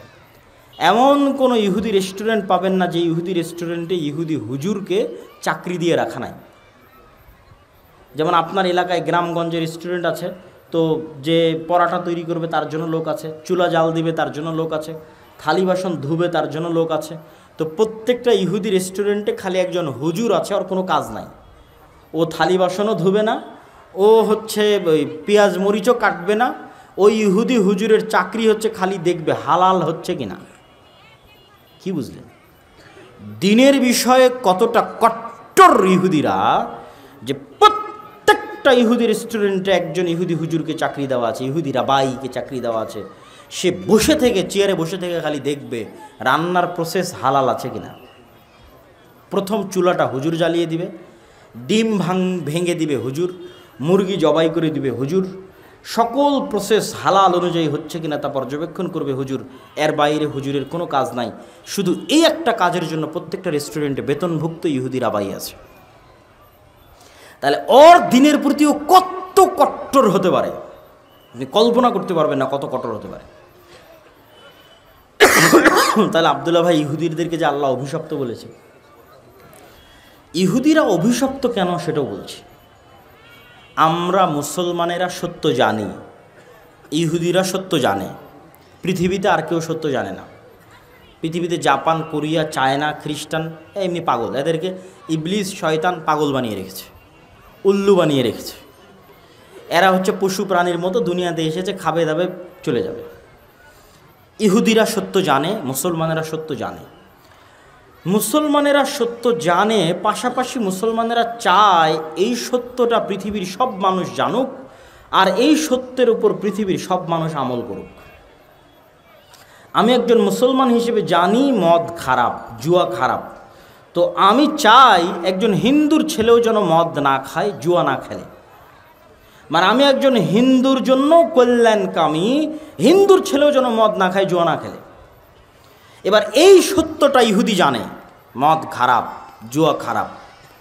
কিন্তু ইহুদি চায় যে আমার ছেলেমেয়েরা কোনোদিন মদ খাবে না, কোনোদিন জুয়া খেলবে না, আর সারা পৃথিবীর প্রত্যেকটা মানুষ যেন মাদকাসক্ত হয়, প্রত্যেকটা মানুষ যেন জুয়ার নেশায় আসক্ত হয়। তার জন্য কি করা লাগবে তা আমি করব। এই জন্য ওরা অভিশপ্ত। কেন তারা এটা করতে চায়? এই জন্য করতে চায় যে আপনি মানুষকে যদি গোলাম রাখতে চান, পৃথিবীর সব মানুষকে যদি গোলাম রাখতে চান, তাহলে এগুলো ছাড়া গোলাম রাখতে পারবেন না। আপনি এখানে থেকে উঠে গিয়ে আমার বক্তব্যকে রিচেক করবেন। আমি বলেছি আপনি পৃথিবীর কিছুই দেখেননি যদি ইহুদিদের না দেখেছেন। এখান থেকে উঠে গিয়ে আপনি ইউরোপে বসবাসরত কোনো প্রবাসীকে কল দিবেন, আমেরিকায় বসবাসরত কোনো প্রবাসীকে কল দেবেন। কল দিয়ে বলবেন যে তুমি কি কোনো ইহুদি ফ্যামিলিকে দেখেছো তোমার 15 বছরে, 20 বছরে? যদি বলে হ্যাঁ দেখেছি, তখন আমি যা যা বলেছি তা চেক করবেন। আচ্ছা, ওই ইহুদি পরিবারের মুখে কি দাড়ি ছিল? হ্যাঁ বা না, কি উত্তর দেয়। 2, ওকে জিজ্ঞেস করবেন ওই ইহুদি পরিবারের ছেলে মেয়ে কয়জন? এটা মা এবং বোনেরা শুনবেন। ইহুদি পরিবারের ছেলে মেয়ে কয়জন? যদি বলে যে 1 জন বা 2 জন, তাহলে আবার আমার সাথে রাজশাহীতে, ঢাকায় গিয়ে দেখা করিয়েন যে এমন একটা ইহুদি ফ্যামিলি পেয়েছি যার ছেলে মেয়ের সংখ্যা 1 জন বা 2 জন। পাবেন না। প্রত্যেকটা ইহুদি ফ্যামিলিতে ছেলে মেয়ের সংখ্যা 5 জন, 6 জন, 7 জন, 8 জন, 9 জন, 10 জন, প্রত্যেকটা ইহুদি ফ্যামিলিতে। কিন্তু সারা পৃথিবীতে মানুষ যেন ছেলে হোক মেয়ে হোক 2টি সন্তানই যথেষ্ট, একটি হলে আরও ভালো, এর পিছনে সবচেয়ে টাকা খরচ করে কারা? ইহুদিরা। সবচেয়ে বেশি টাকা তারাই খরচ করে। আপনি এখানে বসে থেকে ফোন দিবেন, তোমার আশেপাশে নিকটস্থ কোনো ইহুদি স্কুল আছে কিনা? খ্রিস্টান স্কুলের কথা বলিনি, কেন খ্রিস্টানেরা জানি না, ওরা তো পাগল। ওদেরকে তো আল্লাহ কোরআনে বলেছে ওয়ালাজ জালিন, এরা পাগল, এরা কিচ্ছু জানে না। এরা ইবলিসকেও চেনে না, শয়তানকেও চেনে না। ইবলিস এদেরকে যেভাবে যা বলছে ওরা সেভাবে তা করে। খ্রিস্টান স্কুল না, ইহুদি স্কুল। ঠিক আছে, ইংল্যান্ডে অবস্থানরত কোন ইহুদি স্কুল আছে? পেয়েছো তো? বলে হ্যাঁ। ইহুদি স্কুলে গিয়ে দেখো তো LGBTQ পড়ানো হয় কিনা, যে সমকামিতা আমার অধিকার, আমি সমকামী হতে পারবো একজন ছেলে অথবা মেয়ে হিসেবে, এই জিনিস ইহুদি স্কুলে পড়ানো হয় কিনা। প্রত্যেকটা খ্রিস্টান স্কুলে পড়ানো হয়, কিন্তু ইহুদি স্কুলে পড়ানো হবে না। যদি পান আমাকে এসে বলবেন যে কোনো ইহুদি স্কুলে পড়ানো হয়েছে। কোনো ইহুদি ফ্যামিলির সন্তান মাদকাসক্ত কিনা, জুয়ায় আসক্ত কিনা, মদের বারে যায় কিনা, আড্ডায় যায় কিনা খোঁজ দিতে বলবেন। একটাও পাবেন না জুয়ায় আসক্ত, একটাও পাবেন না মাদকাসক্ত। কিন্তু সারা পৃথিবীর মানুষ যেন জুয়ায় আসক্ত হয়, মাদকাসক্ত হওয়ার জন্য চেষ্টা করবে। কেন? মাদকাসক্ত হলে গোলাম, জুয়ায় আসক্ত হলে গোলাম। আর ওর ছেলে মাদকাসক্ত, জুয়ে আসক্ত হবে না মানে ও প্রোডাক্টিভ থাকবে, সবচেয়ে বড় সায়েন্টিস্ট হবে, সবচেয়ে বড় ডাক্তার হবে, সবচেয়ে বড় ইঞ্জিনিয়ার হবে, পৃথিবীকে নেতৃত্ব দেবে। আর বাকি সবকে মাদকাসক্ত, জুয়ে আসক্ত করবে কেন? সবগুলো যেন গোলাম হয়। এই জন্য আপনি ইহুদিদের দেখলে পৃথিবীর সত্য বুঝতে পারবেন যে পৃথিবীর সত্য কী। আর বাকি কাউকে দেখে পৃথিবীর সত্য বুঝতে পারবেন না। কেন? ওরা সবাই পাগল, ওদেরকে আল্লাহ অলরেডি কোরআনে পাগল বলে রেখেছে, যে ওরা জানেই না কী সত্য কী মিথ্যা। সুতরাং ইউরোপ আমেরিকায় গিয়ে খ্রিস্টান সাদা চামড়াদের মদের বারে দেখে হতাশ হওয়ার, পথভ্রষ্ট হওয়ার কিছু নাই। ওরা জানেই না মদের বারে গেলে কি ক্ষতি আছে, আর অবৈধ সম্পর্কে লিপ্ত হলে কি ক্ষতি আছে। আপনি ইহুদিদের দেখেন, ইহুদিরা জুয়ায় আসক্ত, মাদকাসক্ত এবং নন প্রোডাক্টিভ কিনা, LGBTQ তাদের পাঠ্য বইয়ের মধ্যে তারা রেখেছে কিনা ধার্মিক ইহুদিরা। সম্মানিত উপস্থিতি, এই পয়েন্টটা কী জন্য তুলে ধরছিলাম? এই পয়েন্টটা এই দৃষ্টিকোণ থেকে তুলে ধরছিলাম যে শক্তিশালী প্রতিষ্ঠান প্রতিষ্ঠা করতে হবে, এটা আপনি ইহুদিদের কাছ থেকে শিখবেন। যে আমাদের শক্তিশালী মিডিয়া নাই, আমাদের শক্তিশালী অর্থনৈতিক প্রতিষ্ঠান নাই। এখান থেকে আরও একটা জিনিস শিখবেন, যে আমাদেরকে আমাদের দিনের উপর কী হতে হবে? কথা বলেন না যে কী হতে হবে? আমাদেরকে আমাদের দিনের উপর কী হতে হবে? কট্টর হতে হবে। আমরা তো কলোনিয়াল মাইন্ড সেট আপ, এটা আমার বক্তব্যের আজকের শেষ পয়েন্ট। আমরা তো কলোনিয়াল মাইন্ড সেট আপ বহন করে বেড়াচ্ছি। 190 বছর ব্রিটিশদের গোলামি করছি। ওই 190 বছর ব্রিটিশদের গোলামি করার কারণে আমাদের রক্তের মধ্যে, আমাদের অজান্তে আমরা গোলামি বহন করছি। কিভাবে আমাদের অজান্তে আমাদের রক্তের মধ্যে গোলামি বহন করছি? আমি নিজেও এই বিষয়ে অবগত ছিলাম না। যখন ইংল্যান্ড ক্রস করে ফ্রান্স, ইতালি এবং স্পেন, এই 3টে দেশে গেছি, তো স্পেনের এমনও এয়ারপোর্ট পেয়েছি যে এয়ারপোর্টে এক্সিট শব্দটা পর্যন্ত ইংরেজিতে লেখা নাই। এতটা পরিমাণে স্প্যানিশরা, ইতালিয়ানরা, ফ্রান্সের মানুষেরা ইংরেজিকে ঘৃণা করে। আমার এটা ধারণা ছিল না যে ইংরেজি ভাষা জেনে পৃথিবীর কোনো দেশে আমি চলতে পারবো না, এটা অসম্ভব। প্রত্যেকটা দেশে চলতে পারবো, কিন্তু ইংরেজি ভাষা না জেনে যে ইউরোপেই চলতে পারবো না, এটা আমার জানা ছিল না। তো ওরা জাতিগত হিসেবে কতটা আত্ম অহংকারী, কতটা আত্ম অহমিকা, কতটা স্বাধীন চেতা, ভিন্ন দেশের ভাষাই শিখবে না। আমি বলছি না যে ইংরেজি শিখতে হবে না, এটা বলছি না, কিন্তু আমরা যে নিজের অজান্তে ইংরেজি শিক্ষাকে গুরুত্ব দিয়ে ফেলছি, শিখছি, শিখতেও হবে, কিছু করার নাই। এটা আমাদের অজান্তে, আমাদের রক্তের মধ্যে থাকা 190 বছরে ব্রিটিশদের গোলামির কারণে। এটার আরও প্রমাণ নেবেন, আমাদের ক্লাসমেট ছিল মদিনা ইসলামী বিশ্ববিদ্যালয়, আফ্রিকান মুসলিম দেশ, ওদের সেকেন্ড ল্যাঙ্গুয়েজ ফরাসি। তো তোমার সেকেন্ড ল্যাঙ্গুয়েজ ফরাসি কেন? তো আমি যেমন ইংল্যান্ডের গোলাম ছিলাম, ও ছিল ফ্রান্সের গোলাম। তো ও ফ্রান্সের গোলাম ছিল, ওই জন্য ওর সেকেন্ড ল্যাঙ্গুয়েজ ফরাসি। আমি ইংল্যান্ডের গোলাম ছিলাম, আমার সেকেন্ড ল্যাঙ্গুয়েজ ইংরেজি। আপনি যখন একটা মানুষকে দেখেন যে প্যান্ট শার্ট পরে আছে, গলায় টাই আছে, আপনার যদি মনে হয় স্মার্ট, আর আমি মাথায় টুপি দিয়ে আছি, উনি জুব্বা পরে আছে, মাথায় টুপি দিয়ে আছে, ওকে যদি মনে হয় একটু আনস্মার্ট, এটা 190 বছরের গোলামির কারণে আপনার মনের মধ্যে নিজের অজান্তে আপনি বহন করতেছেন। এই যে আর্মি, পুলিশ ইত্যাদিতে প্রত্যেক দিন অফিসিয়াল নিয়ম হচ্ছে দাড়ি চাচতে হবে, অফিসিয়াল নিয়ম। কেন? এটা স্মার্টনেস। ওরা কোত্থেকে পেয়েছে বলেন? এই আর্মি পুলিশ দাড়ি চেছে জবে আসতে হবে, এই নিয়ম কোথায় থেকে পেয়েছে? এই আর্মি ছিল পাকিস্তান আর্মির খণ্ডিত অংশ, পাকিস্তান ছিল ইন্ডিয়ান আর্মির খণ্ডিত অংশ, ইন্ডিয়া ছিল ব্রিটিশ আর্মির খণ্ডিত অংশ। তাহলে ব্রিটিশ আর্মির তৈরি করা রুলস গোলামেরা বহন করতেছে। এই জন্য গোলামদের কাছে এখনও দাড়ি চাচতে এটাই হচ্ছে স্মার্টনেস। এই জন্য তাকে দাড়ি চেষে অফিসে আসতে হবে। এরকম আরও অসংখ্য গোলামির কারণ আপনি খুঁজে বের করতে পারবেন, যা নিজের অজান্তে আপনি বহন করেন। ফলত আপনি যদি সামগ্রিকভাবে ইসলামের বিজয় দেখতে চান বাংলাদেশে, তাহলে আপনাকে দিনের উপরে কট্টর থেকে কট্টর হতে হবে। যত বেশি আপনি দ্বীনের বিষয়ে কট্টর হবেন, বাংলাদেশ তত বেশি স্বাধীন আর শক্তিশালী হবে। কাদের কাছ থেকে শিখবেন? ইহুদির কাছ থেকে শিখবেন, হিন্দুর কাছ থেকে শিখবেন। ইহুদিরাও আর দ্বীনের উপর কট্টর থেকে কট্টর। কেন? ও জানে যে আমি আমার দ্বীনের উপর যত কঠোর হব তত আমি শক্তিশালী, তত আমি স্বাধীন। আপনার পার্শ্ববর্তী দেশ ভারতেও হিন্দুরা তাদের দ্বীনের উপর কট্টর থেকে কট্টর হচ্ছে, আরও কঠোর হচ্ছে, আরও কঠোর হচ্ছে। কেন? ওরা জানে যে আমরা আমার দ্বীনের উপর যত বেশি কঠোর হব, আমরা তত বেশি স্বাধীন, তত বেশি শক্তিশালী হব। তো আপনি বাংলাদেশে চারিদিক থেকে এরকম হিন্দুত্ববাদী রাষ্ট্র ঘেরা অবস্থায় আপনি যদি বলেন যে না আমি আমার দিন পালন করব না, সালাত পড়ব না, দাড়ি রাখবো না, পাঞ্জাবি গায়ে দিব না, দিনের সব বিষয়ে ছাড় দিবেন, তো আপনি অবশ্যই গোলাম থাকবেন। আপনার গোলামি বাবারকাত হবে, দীর্ঘস্থায়ী হবে।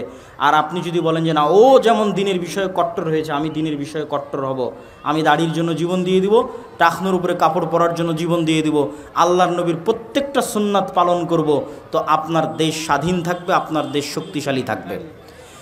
1 মিনিট বক্তব্যের সারমর্ম করে দিচ্ছি, আপনারা প্লিজ ধৈর্য হারা হয়েন না। আজকের যে বক্তব্য আলোচনা করলাম, এই বক্তব্যের সারমর্ম কি? এই বক্তব্যের সারমর্মের একটা অংশ পাবেন মাসিক আল ইতিসামের এই মাসের নভেম্বরে, আর একটা অংশ পাবেন ফিলিস্তিন জেরুজালেমের এই যে বইটা নতুন বের হয়েছে, এই বইয়ে ইহুদিদের সম্পর্কে, তালেবান, আফগানিস্তান সব বিষয় বিস্তারিত পাবেন। সারমর্ম হচ্ছে ইসলামকে সামগ্রিকভাবে বিজয়ী করা দরকার না দরকার নয়? একটু জোরে বলেন, দরকার না দরকার নয়? দরকার। ইসলাম সামগ্রিকভাবে বিজয়ী হলে আমরা সবচেয়ে বড় উপকার কি পাবো? নাগরিক রাষ্ট্রীয় সুযোগ সুবিধা, ন্যায় বিচার, ন্যায়পরায়ণতা পাবো। প্রতিষ্ঠা করতে হলে কি কি লাগবে? 1, ব্যাপক দাওয়াতি কাজ লাগবে। 2, কি লাগবে বলেন? সমাজের মানুষের সাথে সম্পৃক্ত হতে হবে। 3, শক্তিশালী প্রতিষ্ঠান লাগবে। 4, কলোনিয়াল মাইন্ড সেটআপ থেকে বের হয়ে আসতে হবে, নিজের দ্বীনের উপরে কট্টর হতে হবে।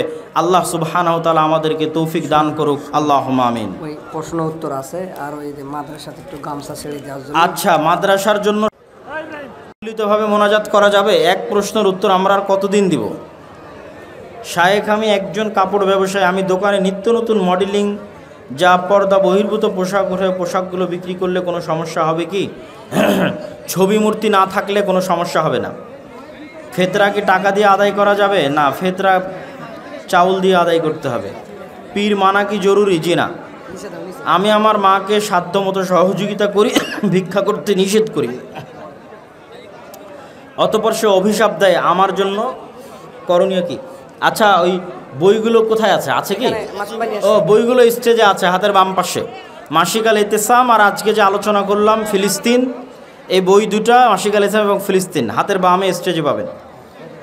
আমি আমার মাকে সাধ্যমতো সহযোগিতা করে ভিক্ষা করে নিষেধ করি, অতঃপর সে অভিশাপ দেয়, আমার করণীয় কি? আপনার মানে আপনি অভিশাপের হকদার নন, তারপরেও দিলে আশা করি অভিশাপ আপনার উপর কাজ করবে না ইনশাল্লাহ।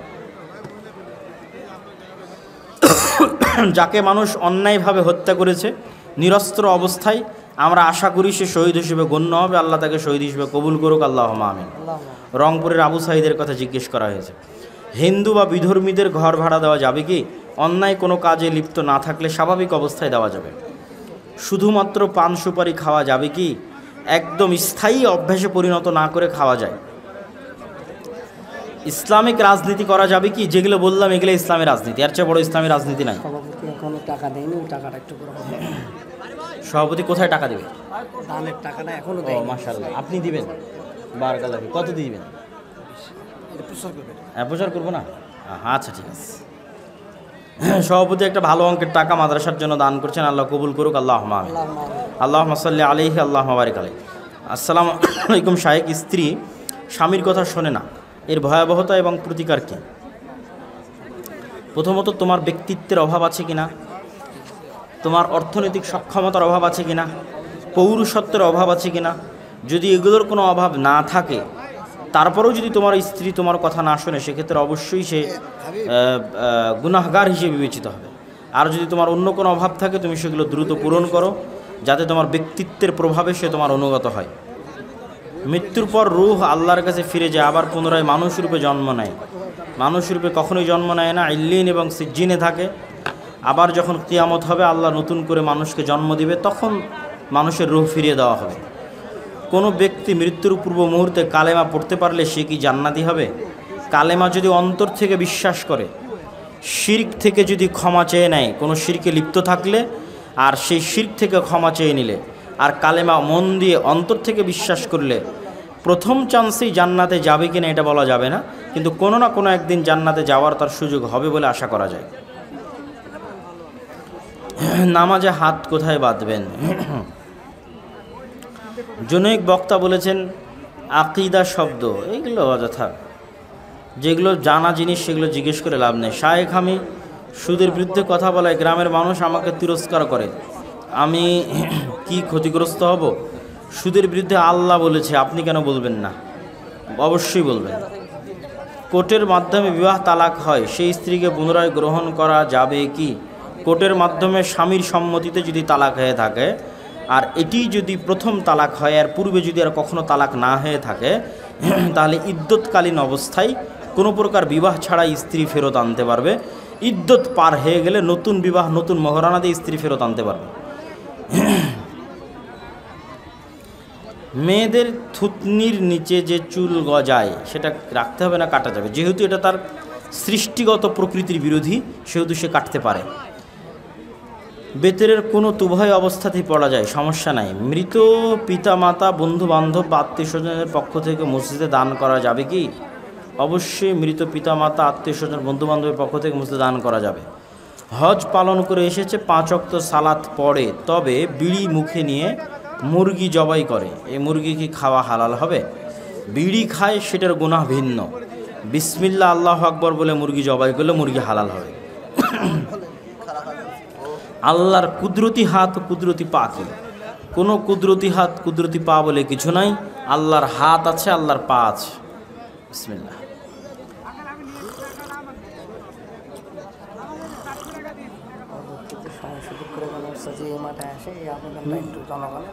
কোনো মসজিদ ভেঙে নিচতলা মার্কেট ভাড়া দেওয়া যাবে কি? এবং দ্বিতীয় তলায় নামাজ পড়া যাবে? কোনো মসজিদ ভেঙে নিচতলা মার্কেট ভাড়া দেওয়া যাবে কি? দ্বিতীয় তলায় যে দোকানগুলো ভাড়া দেওয়া হবে ওগুলোতে অনইসলামিক কোনো কিছু না হলে দেওয়া যাবে। আহলে হাদিস হানাফি মাযহাব কেন মানব?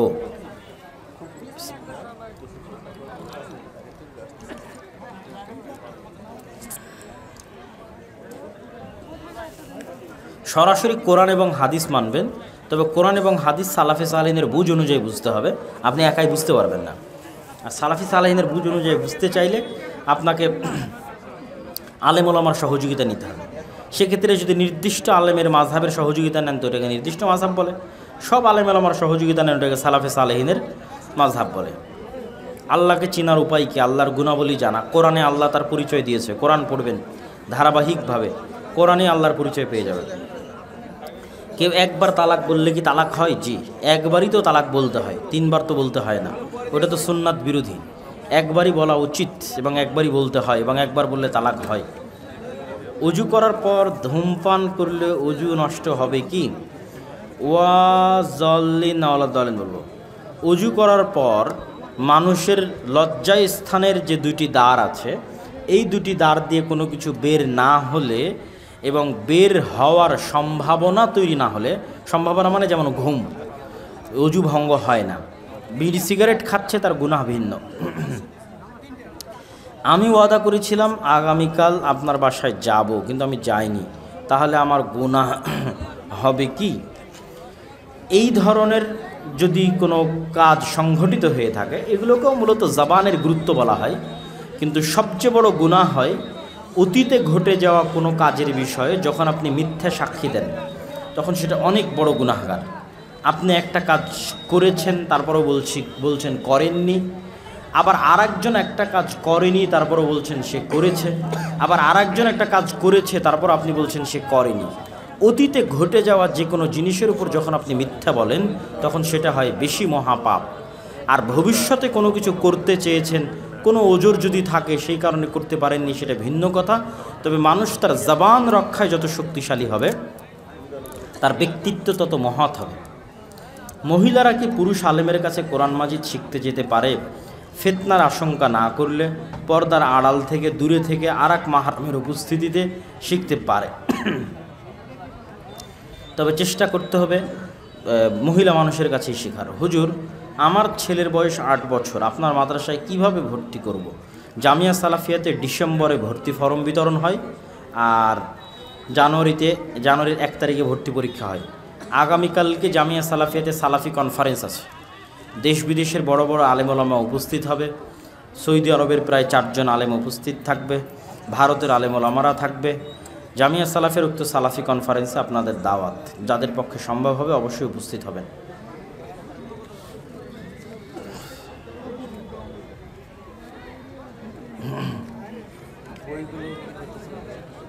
হ্যাঁ, হাতের বামে বই বিক্রি হচ্ছে। আমি একজন কসমেটিক দোকানদার। অনেক সময় মেয়েরা পর্দাবিহীন অবস্থায় দোকানে আসে এবং তাদের দিকে তাকিয়ে কথা বলতে হয়, এতে করে আমার কোনো গুনাহ হবে কি? আপনি চেষ্টা করবেন চক্ষু নিচু রাখার, চক্ষু নিচু রেখে কথা বলার চেষ্টা করবেন। আল্লাহ আপনাকে ফিতনা থেকে হেফাজত করুক, আল্লাহ আমিন। 4 রাকাত বিশিষ্ট সুন্নাত অথবা ফরজ নামাজের প্রথম বৈঠকে ভুল করে যদি দরুদ শরীফ বলে ফেলি, নামাজ হবে কি? কোনো সমস্যা নাই, তবে তাশাহুদ অবশ্যই বলতে হবে। নামাজে থাকা অবস্থায় ইমাম সাহেব ব্যতীত যদি কোনো মুসল্লি ভুল করে, এক্ষেত্রে করণীয় কি? ইমামের অনুসরণ করবে, এটিই করণীয়। ইমামের অনুসরণ করতে গিয়ে ভুল হয়ে গেলে আবারও সংশোধন করে নিয়ে ইমামের অনুসরণ করবে। হুজুর, আমার বিয়ের বয়স হয়েছে, আমার পরিবার বিয়ে দিতে নারাজ, কিন্তু আমি খারাপ কাজে লিপ্ত হতে চাই না, আমার করণীয় কি? তুমি অর্থনৈতিকভাবে স্বাবলম্বী হও, পিতামাতাকে বুঝাতে থাকো, আর ধৈর্য ধারণ করার চেষ্টা করো। গবাদি পশুকে বীজ দেওয়া যাবে কি? কোনো সমস্যা নেই।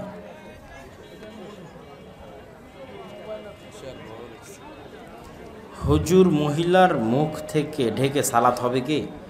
মুখ খোলা রেখে সালাত আদায় করতে হবে। ফরজ নামাজের পর দোয়া কবুল হয়, সেজন্য মাঝে মধ্যে ইমাম মুক্তাদি মিলে একসাথে দোয়া করলে দোষ কি? একসাথে দোয়া করাকে রেওয়াজ বানানো যাবে না। ফরজ সালাতের পরে একসাথে দোয়া করার যে যে জায়গায় আল্লাহ এবং আল্লাহ রাসূলের পক্ষ থেকে প্রমাণ পাওয়া যায়, সেই জায়গাগুলোতে দোয়া করতে হবে। ফরজ সালাতের পর দোয়া করলে কবুল হয়, এই জন্য একাই ব্যক্তিগতভাবে দোয়া করবে। আসর ও আসরের সালাত ইমামের পিছনে মুক্তাদি সূরা ফাতিহা পড়লে সালাত হবে কি?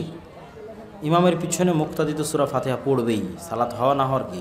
না পড়লে সালাত বাতিল হতে পারে, পড়তেই হবে। গোসল ফরজ হয়ে গেছে, এই অবস্থায় গরু জবাহ করা যাবে কি? কোনো সমস্যা নেই। ইমাম আল্লাহকে সব জায়গায় বিরাজমান মনে করে, সেই ইমামের পিছনে সালাত হতায় হবে কি? চেষ্টা করতে হবে ইমাম পরিবর্তন করার।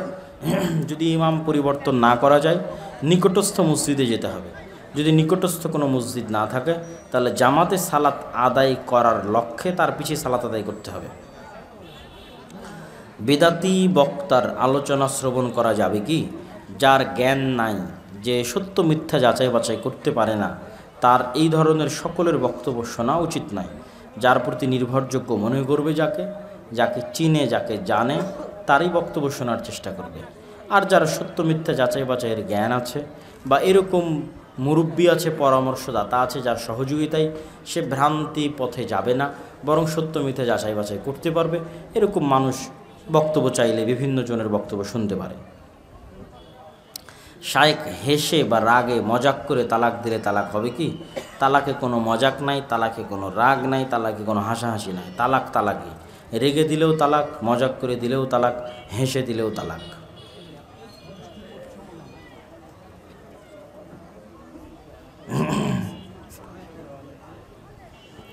জামে মসজিদের পূর্বে ওয়াক্তে মসজিদের আজান দেওয়া যাবে কি? আউয়াল ওয়াক্ত হলে এবং তারা ওয়াক্ত দেরি করলে সেক্ষেত্রে দেওয়া যেতে পারে। আর যদি সবারই আউয়াল ওয়াক্ত হয়, তাহলে 1-2 মিনিটের ব্যবধানে একসাথে আজান দেওয়াই উচিত। সৌদিতে যারা গেছে তারা জানে, সৌদিতে সব মসজিদে এক টাইমে আজান হয়, কেউ 1 মিনিট আগে, কেউ 1 মিনিট পরে, এরকম হয় না। আমি একজন বিবাহিত নারী, বর্তমানে আমার জন্মদাতা বাবা এবং আমার ভাই তারা হারাম ব্যবসায় লিপ্ত, সুদের সঙ্গে জড়িত। এখন আমার তাদের বাসায় যাওয়া এবং খাওয়া ঠিক হবে কি না? স্বাভাবিক যোগাযোগের জন্য বাসায় যাওয়া যাবে, সুসম্পর্ক রক্ষা করতে হবে, খাওয়া দাওয়া, হাদিয়া, উপঢৌকন, টাকা পয়সা গ্রহণ করা থেকে বিরত থাকতে হবে। আসসালামু আলাইকুম শাইখ, অনলাইনে বক্তব্য শোনার ক্ষেত্রে কাদের থেকে জ্ঞান নেব? উত্তর দিয়েছে আগে। মহিলারা যে চুলের কাজ করে, এটা কি করা যাবে? ও গার্মেন্টসে কাজ করে, চুল দিয়ে, মাথার চুল দিয়ে কাজ করে। তো চুলের যে কারখানা, সেখানে যদি চুল ক্রয় বিক্রয় হয়, তাহলে চুল ক্রয় বিক্রয় করার কোনো বিধান ইসলামে নাই, সেহেতু এখান থেকে বিরত থাকতে হবে। আর যদি সরাসরি মানুষের মাথার চুল নয়, বরং স্বাভাবিক কৃত্রিম চুল তৈরি করা হয়েছে, তাহলে সেই চুলের ব্যবসায় কোনো সমস্যা নেই। মানুষের চুলে ওটা তো বলেই দিলাম। আচ্ছা, এত কথা বললে হয়? হ্যাঁ, ইনশাল্লাহ আসবে ইনশাল্লাহ, চেষ্টা করবে আসবে। জি জি, ইনশাল্লাহ চেষ্টা করবে আসার। আবারও ভবিষ্যতে যখন আপনারা যোগাযোগ করবেন তখন আসবে ইনশাল্লাহ। জি বলেন। কিন্তু আসলে উনি তো নাই, দেশেই নাই।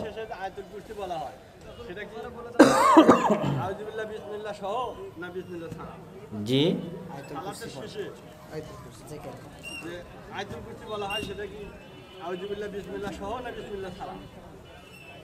যে কোনো কোরআনের আয়াত যখন তেলাওয়াত শুরু হবে তখন অবশ্যই আউযুবিল্লাহ বলতে হবে। আর বিসমিল্লাহ তখনই লাগে যখন সূরার শুরু, যখন সূরার শুরু নয় তখন বিসমিল্লাহ লাগে না।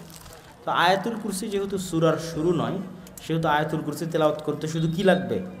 শুধু আউযুবিল্লাহ, শুধু আউযুবিল্লাহ যথেষ্ট। আর যেমন সূরা ফাতিহা সূরার শুরু, নাস, ফালাক, ইখলাস এগুলো সূরার শুরু, এগুলো প্রত্যেকটাতে বিসমিল্লাহ চলবে। এক সূরা থেকে আরেক সূরা যেতেই বিসমিল্লাহ শুরু হবে। একজন বলছে যে আয়াতুল কুরসি হলো মধ্যম সূরা বাকারার মাঝখানে সূরা, এই জন্য বিসমিল্লাহ বলা যাবে না, ঠিকই বলা লাগবে না। তো ঠিকই তো বলেছি, শুধু শুধু আউযুবিল্লাহ।